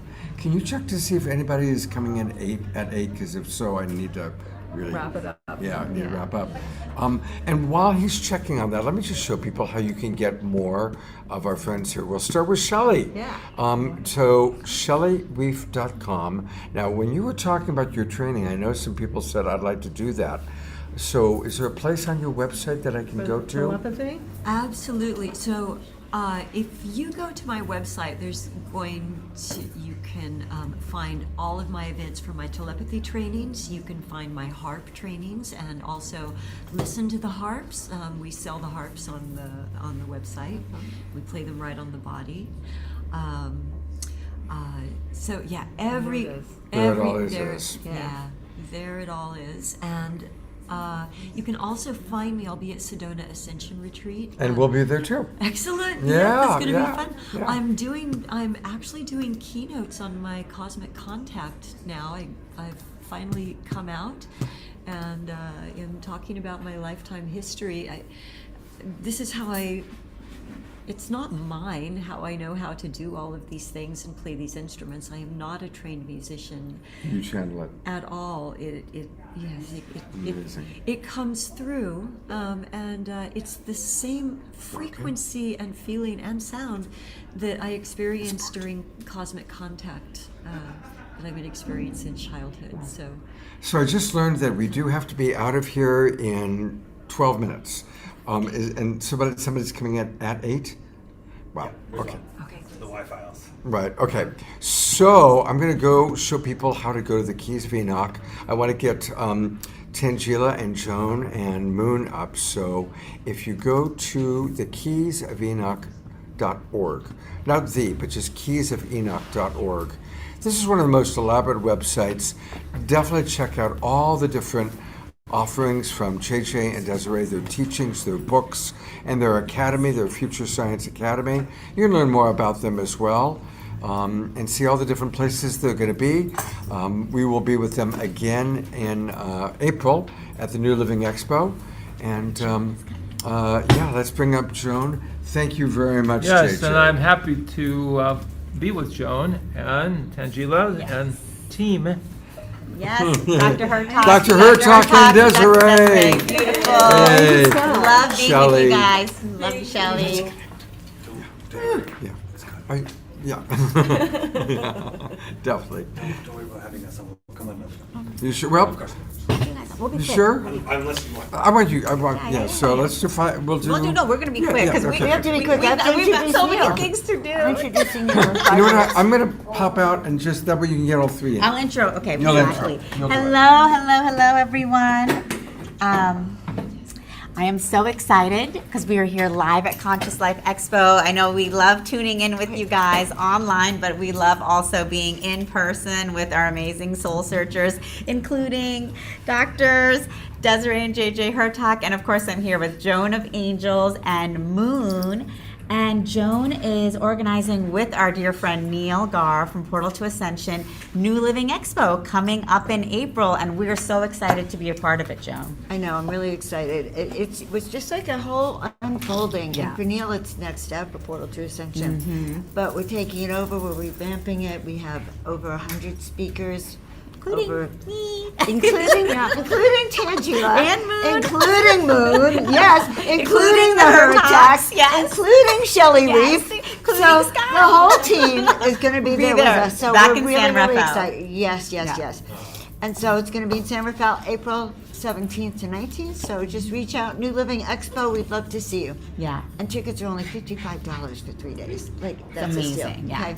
The second thing I want to tell everyone is that I'm teaching a class on Tuesday Nice. on when decisions matter, because I realize that many of my clients have issues making decisions. Not just an issue, they fall apart. I don't know if you know that. Women falling apart and trying to make a decision and not having the clarity. So I've been working with leaders, visionaries, creatives to help them really learn how to make a decision. So if you're interested, the class is Tuesday night. Just reach out, joan@joanofangels.com. Should be fun. Yeah. Perfect. Thank you, Joan. But I have to And run. I've got to go because I'm introduce introducing Neil. All right, and I want you to know Moon is an amazing healer. Yes. She's been doing amazing work for me. So Moon, everyone, I think you all have seen her on Soul Search and Global Peace Tribe already. And we love Moon because she does instantaneous pain relief. We don't have time tonight to be doing instantaneous healings on Zoom, but tune in with us next weekend. Moon will be live with us all weekend at the Redwood City Soul Search Enlightenment Expo. I can do in 5 seconds. Okay, do one in 5 seconds. I can do is there any volunteers that have chronic pain? It should be chronic. 5 seconds. I can do it in 5 seconds. So while we're choosing the chronic pain client, just want to talk about how amazing Moon is, because she started off as an attendee at the Soul Search Expos. She was coming as an attendee, enjoying the expos, and then one day in Dublin came up to me and said, Tangela, I have this healing gift. Could I show you? And she showed me, and I was like, that's incredible, Moon. And she said, do you think that I can be a vendor? And I was like, definitely. And she started becoming a vendor and then a speaker, and now she's at all of our expos and has such an amazing following, and she's here at Conscious Life, and she's going to be at New Living. And so, Moon, I'm so proud of you. And I will be your volunteer. Yes. Because I actually have chronic pain right here. Okay. Yeah. Okay, I'll do it.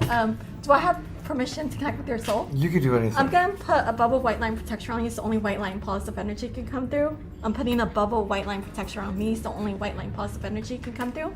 So I'm gonna start the session right now. I'm gonna do intentions that 100% of your chronic pain in your left hand is gone now. Do you still feel the pain, or is it reduced? I guess I still feel it. Okay, so Yeah. can I touch it? Absolutely. Okay. Or I'm gonna use It's an right object. here. Can I It's use right an here. object? Can you take it off or no? Yes. There we go. Okay, I'm gonna channel intentions into this object that 100% of your pain in your left hand is gone. Okay. Oh, thank you. Okay. Do you feel a reduction in pain? I do. How much is it reduced by? Oh my God. Is it gone? Not gone, but I would say it's reduced by about at least 50%, Okay, maybe 70%. can I touch it? Yeah. Okay, I'm gonna do intentions that 100% of your pain in your left hand is gone now.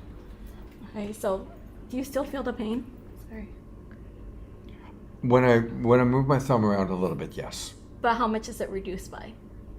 It's reduced, I'd say still about 50%. Still 50%. Yeah. Okay, I'm gonna do one more intention. I'm gonna do intentions that you have full range of motion, and if you move your hands or your fingers, there's no pain. Okay. It's better. It's better. It's better. Hi. Thank you. Yeah, thank you. Thank you. What a wonderful way to. But I want to bring up Shine and Crystal. And so we're gonna. We'll see you next week. We'll see you next week, Scott, and we'll see all of you next week online or in person with us. We love you guys. It's so good to see you. you. And let's hang out tomorrow. Yes, let's hang out tomorrow. Text Okay, me. I will. Okay. I will. I'm sorry I didn't today. Bye, Flew by. all. It's okay. And Shine Scott, and brother, Crystal. Scott, Yes. when you leave the room. Oh my God! And Danny is here. Danny and Sarah. Come on in. Hey, Scott. Yes. When you leave the room, will you stay on with us? Because we could have prayer time and a song. Oh yeah. I'll turn hosting back over to you. But you'll be on again from outside. Okay. Yeah. I'll. No, it'll be hard for me to do that with this computer. So. Okay. All good. When I say bye-bye, it'll be bye-bye. I want to briefly thank Shine and Crystal, who have been hosting everybody coming in and out. Danny and Sarah just showed up, so we're going to bring them on in a moment. But tell us briefly about Unite and what you're doing. It's a beautiful platform for wellness. We have a website, unite.love, which is sort of like the new conscious Facebook, and we have a speed healing app. If you search speed healing in the App Store, you can book free sessions, offer free sessions. It's a beautiful tool to connect with healers and bring more well-being into the world. Yeah, we're really excited to make it super easy for people, for all our amazing healers in the world to do more healing, less marketing, less funnels, and just actually be able to reach the clients that you're looking for, and for people to have more access to healing and health and well-being. And we are going to feature them in a big way in about 3 weeks. We'll schedule that. Yeah, Absolutely. for sure. Thank you so much for your help. Thank you so much. Danny and Sarah, come on up. Love everyone. Well, how wonderful that we're going to conclude our evening tonight, at least the Conscious Life Expo part of it, and then we'll turn over for prayers to Omashar and Diara and Desiree. But we've got the wonderful Sarah and Danny with us. And of course, you've seen them on the show a few times. Have a seat. And it's been quite a week, Danny. So far. What a week. So far. What a week. Yeah. So, getting back to it, we've already talked a little bit about it, so the audience already knows about Obama and Trump. Yeah. How much do you think it's subterfuge to pull away from the Epstein files? Well, it's interesting. It's always difficult to figure out what Donald Trump is thinking, but you can be certain that it's transactional. Right. It's always got an ulterior motive of some sort that he's up to. But I think what's happening is that he knows that there's so much pressure and that this thing can get away from him that he's trying to figure out how to substitute for genuine disclosure whatever the process is he's trying to trigger. So he's going to try to keep it under his control. And so when he says that he's going to be giving to the head of the Secretary of War, right, the primary authority to figure out what it is they're going to release, that isn't going to work, because they're the ones that have been concealing it for all this time, and they're trying to weaponize the whole technology. So what we have to do is try to take advantage of this kind of opening of the door a little bit by him to go in and have Congress pass a statute compelling him to do what he's promised he's going to do. Right. He said he's going to do it.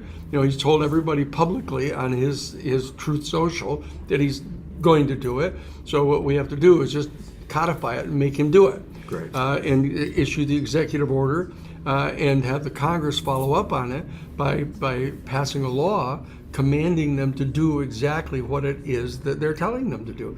They've already been ordered to put it all together, back in 2003, December of 2023 rather, and they've been ordered to do it, and they haven't. So him telling them that he's promising to going to tell them to do it, is like an old 2 or 3 steps away. It's like trying to pick up a hat. So what we're trying to do now is have Congress follow up on it. That's what we really have to do, to have Congress empower themselves to move into this particular field now and issue a command to them, and very importantly, to appoint their own panel to review all the documents. documents, not to have the president appoint some panel that he chooses who they are. You know, and they'll be all people in the private aerospace corporations and all that stuff. So Congress has to step in through the door. It's one of those things when you're selling a vacuum cleaner, you know, you get the door open, you put your foot in the door, Right. get your foot in the door, and then get in there. So that's what Congress has to take advantage of this moment to move forward and to bring to some sort of a climax the kind of getting ready that they've been doing to make this demand. Now, I saw your email urging us to really reach out to Congress, and I Yes. want to take people, and of course, many of our audience have already joined, but if you haven't yet, please go to the newparadigminstitute.org, newparadigminstitute.org.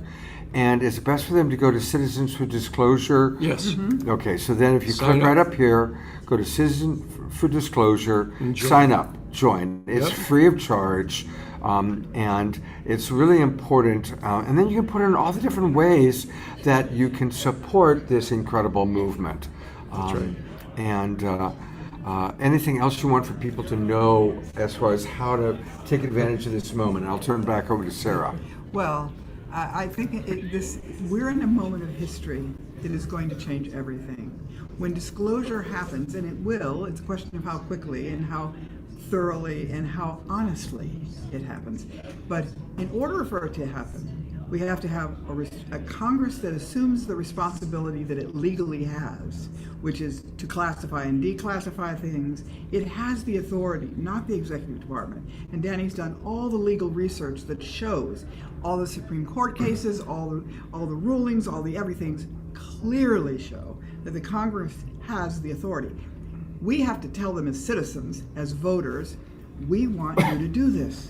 We want this to happen. We have the right to know.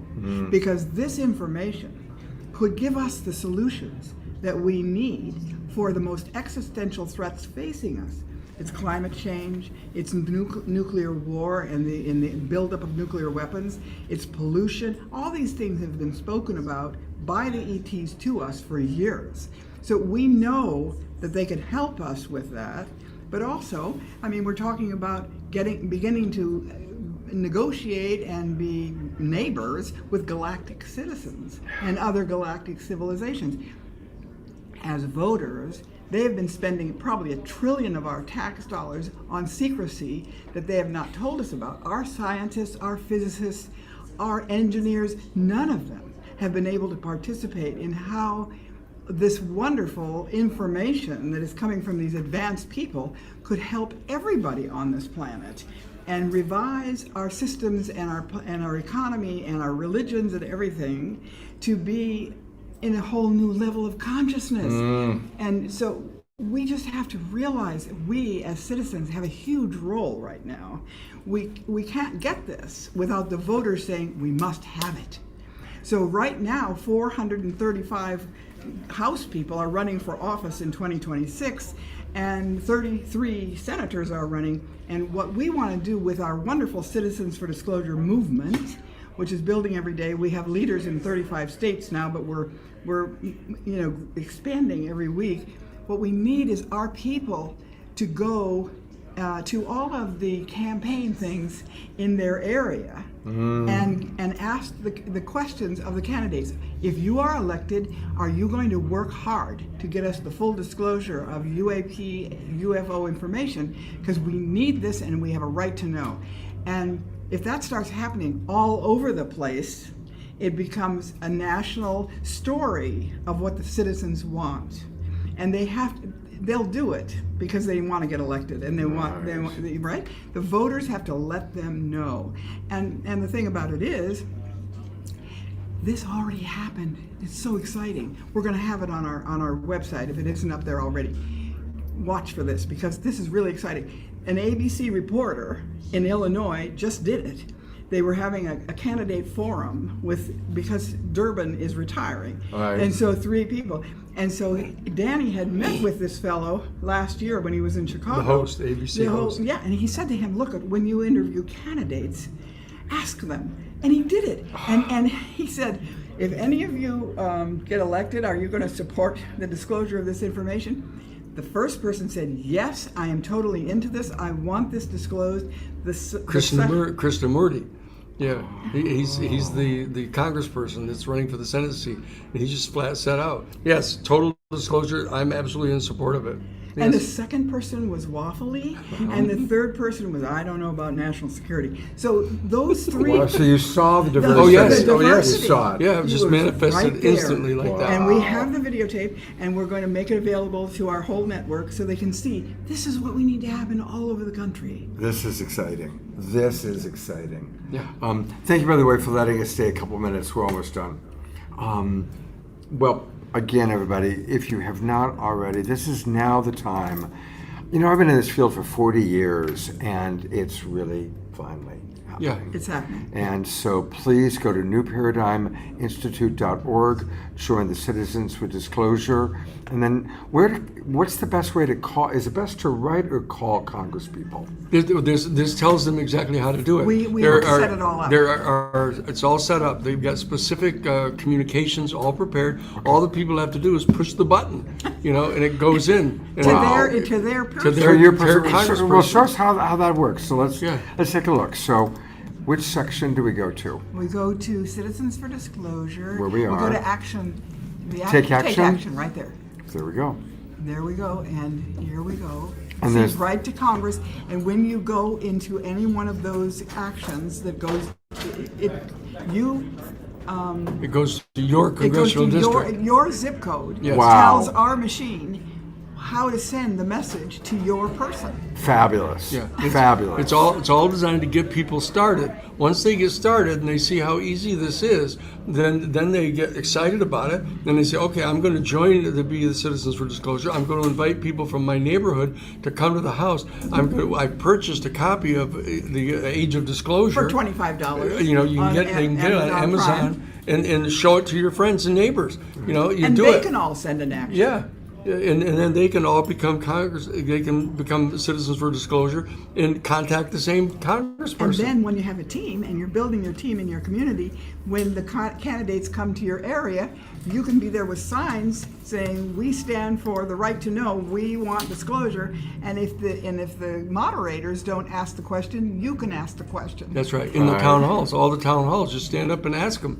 And then eventually what they'll discover is that they happen to be in Washington D.C. and they go to their congressperson's office, and you say, "Oh, I'm from Citizens Disclosure." They say, "Oh, you're those people." We've been getting hundreds of communications. Oh, that's exactly how they respond. We want. Yeah, so come on in here and sit down and let's talk. Oh my God. Yes. Danny, Sarah, God bless you both for the work you're doing. Well, thank you. Bless you guys for this. This is cool.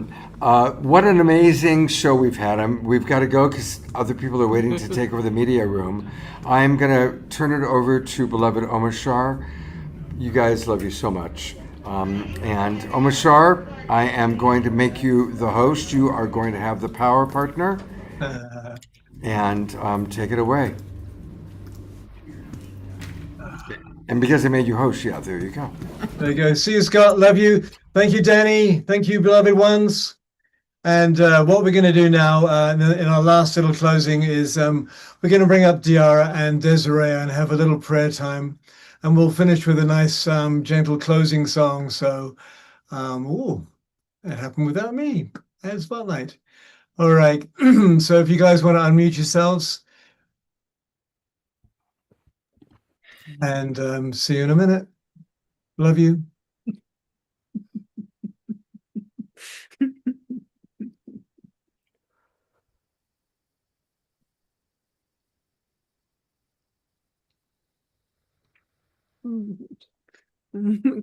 Winding the energy, you can feel it even without words. Just so grateful for the leverage that was here tonight in elevating our conscious awareness,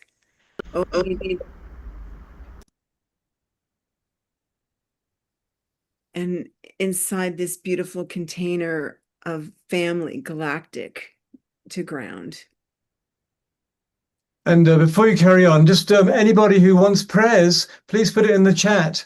And there we go. That was the missive. All right, taking a nice big breath in through the nose, out through the mouth. Itekerete goroba garete gera garare siro bore didi suro ore ti itekerore de saragara siro bore de saragara takareta karakara. Itekera, I'm seeing our galactic family here as well. Itekera bore ti itekerete gorobore ti itekera bore siragare itekerare suro bore siragadira siragarare siraga. So sweet, so sweet. And taking that healing balm that was just brought in and sending it to our beloved Bonnie. Healing for MS, reading them from our chat, more prayers for Bonnie, prayers for Aisha's healing. And just send that in telepathically. Just all the love, all the transformation. I'm seeing pictures of loved ones who are ill and need healing. I'm seeing prayer requests for financial abundance to come in. I'm seeing lots of prayers for world peace, for the dismantling of the raising of the arms race. More prayers for loved ones, for children, remembering the cities still under what we would call siege and letting them know they're not forgotten. More prayers for peace. Prayers for Ryan, an old soul who was young and started the process of sacred ayahuasca. Prayers for the plants, the trees, all of life on this beautiful earth, all the life that we can't see, that we don't know about. And Desiree. Utige te garake te grobo gere te garade te grobore si te garare te sira gare te garagare te garagare te gara. Connecting with the frequencies of the galaxy and those other planets, those other races, bringing in the divine energy from that. Ite gare te garo raising that frequency to grobore si te garade opening our hearts to gure te gare and expanding that. Itagarete grobore, sierragarete grobore, sierragarete garete grobore, sierragarete garare, sierragarete grobore, sierragarete saragete. Anchoring that in to kubagarete garete garete grobore, sierragarete saragasa. And with the prayers for a surge of kindness and goodwill across the planet, I've also felt this prayer for the tough things that we need to do, the tough discussions, the tough choices, that as we walk this road of integrity, that we be given strength and courage to do the right thing, to do what love would have us do.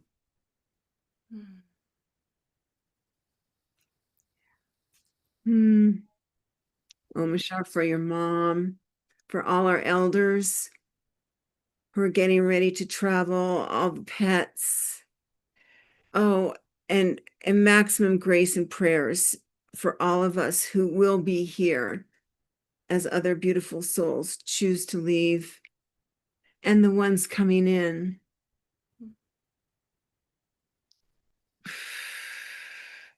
Yes, yes. Reading the chat again, the other states being affected by the force.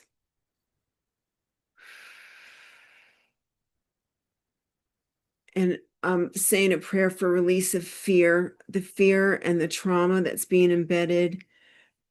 Prayers for the ocean animals.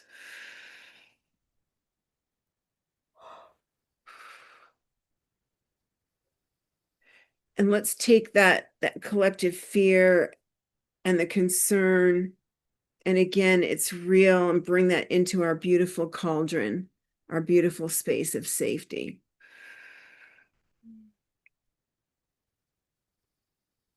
And then bringing that down, and then we can let the joy raise up again.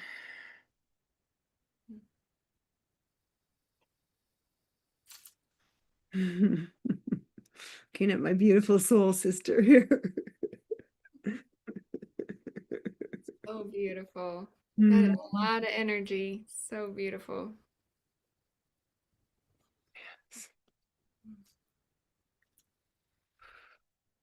Should we seal this with a song, Omashar? Wrapping it in love and light. So grateful for our family.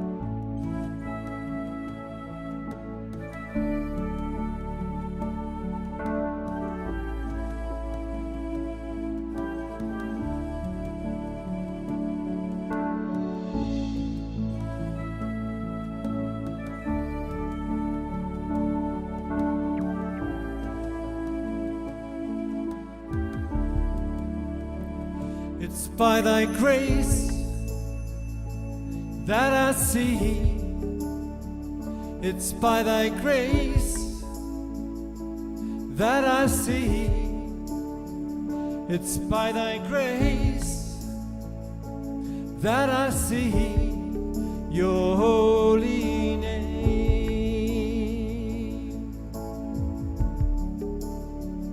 It's by thy grace that I feel. It's by thy grace that I feel. It's by thy grace that I feel your holy name.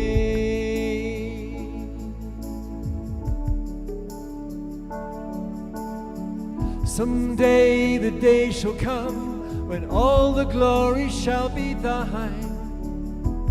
People will say it is yours, but I shall deny, not mine.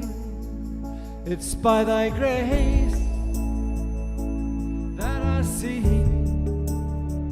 It's by thy grace that I see.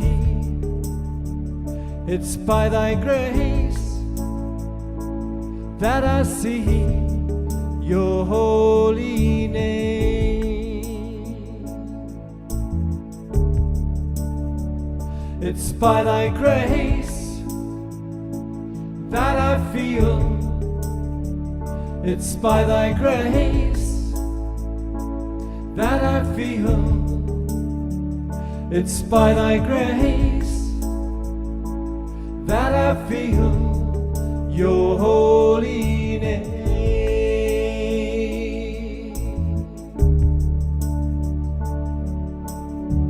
Someday the day shall come when all the glory shall be thine. People will say it is yours, but I shall deny, not mine.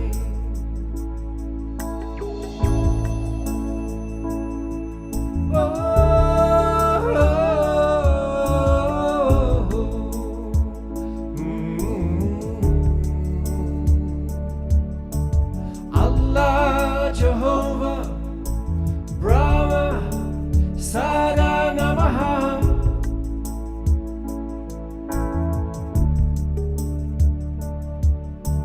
Allah, Jehovah, Brahma, Sada Namaha.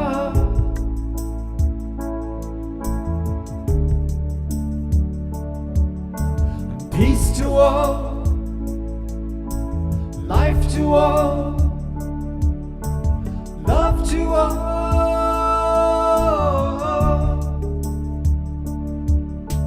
peace to all, life to all, love to all. It's by thy grace that I see. It's by thy grace that I see. It's by thy grace that I see your holy name.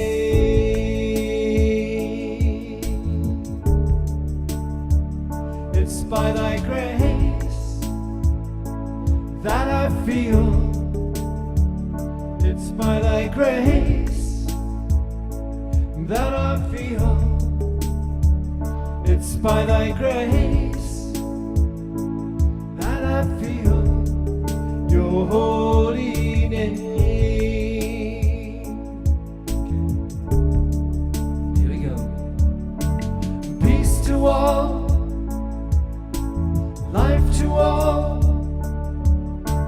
love to all.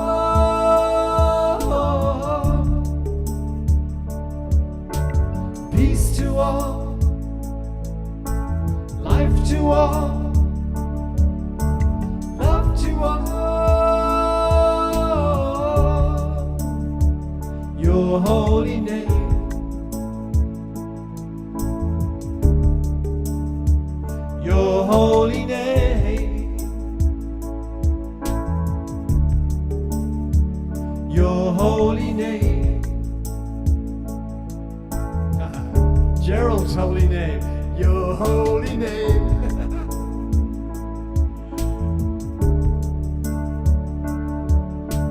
Peace to all, life to all, love to all.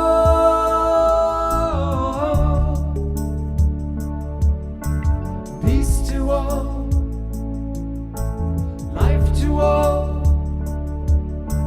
love to all. Your holy name,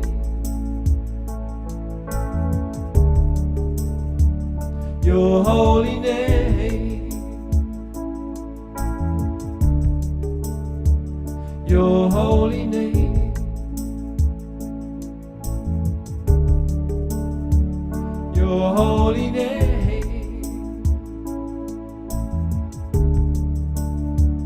It's by thy grace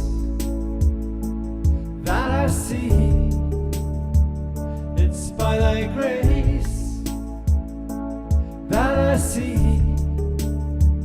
It's by thy grace that I see your holy name.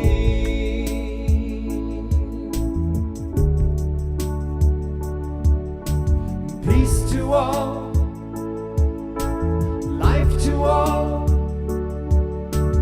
love to all.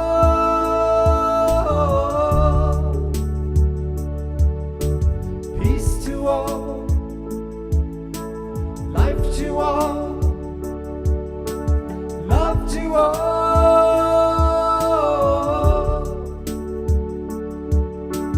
Peace to all,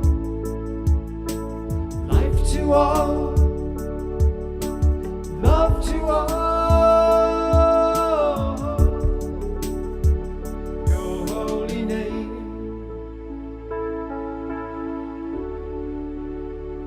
your holy name.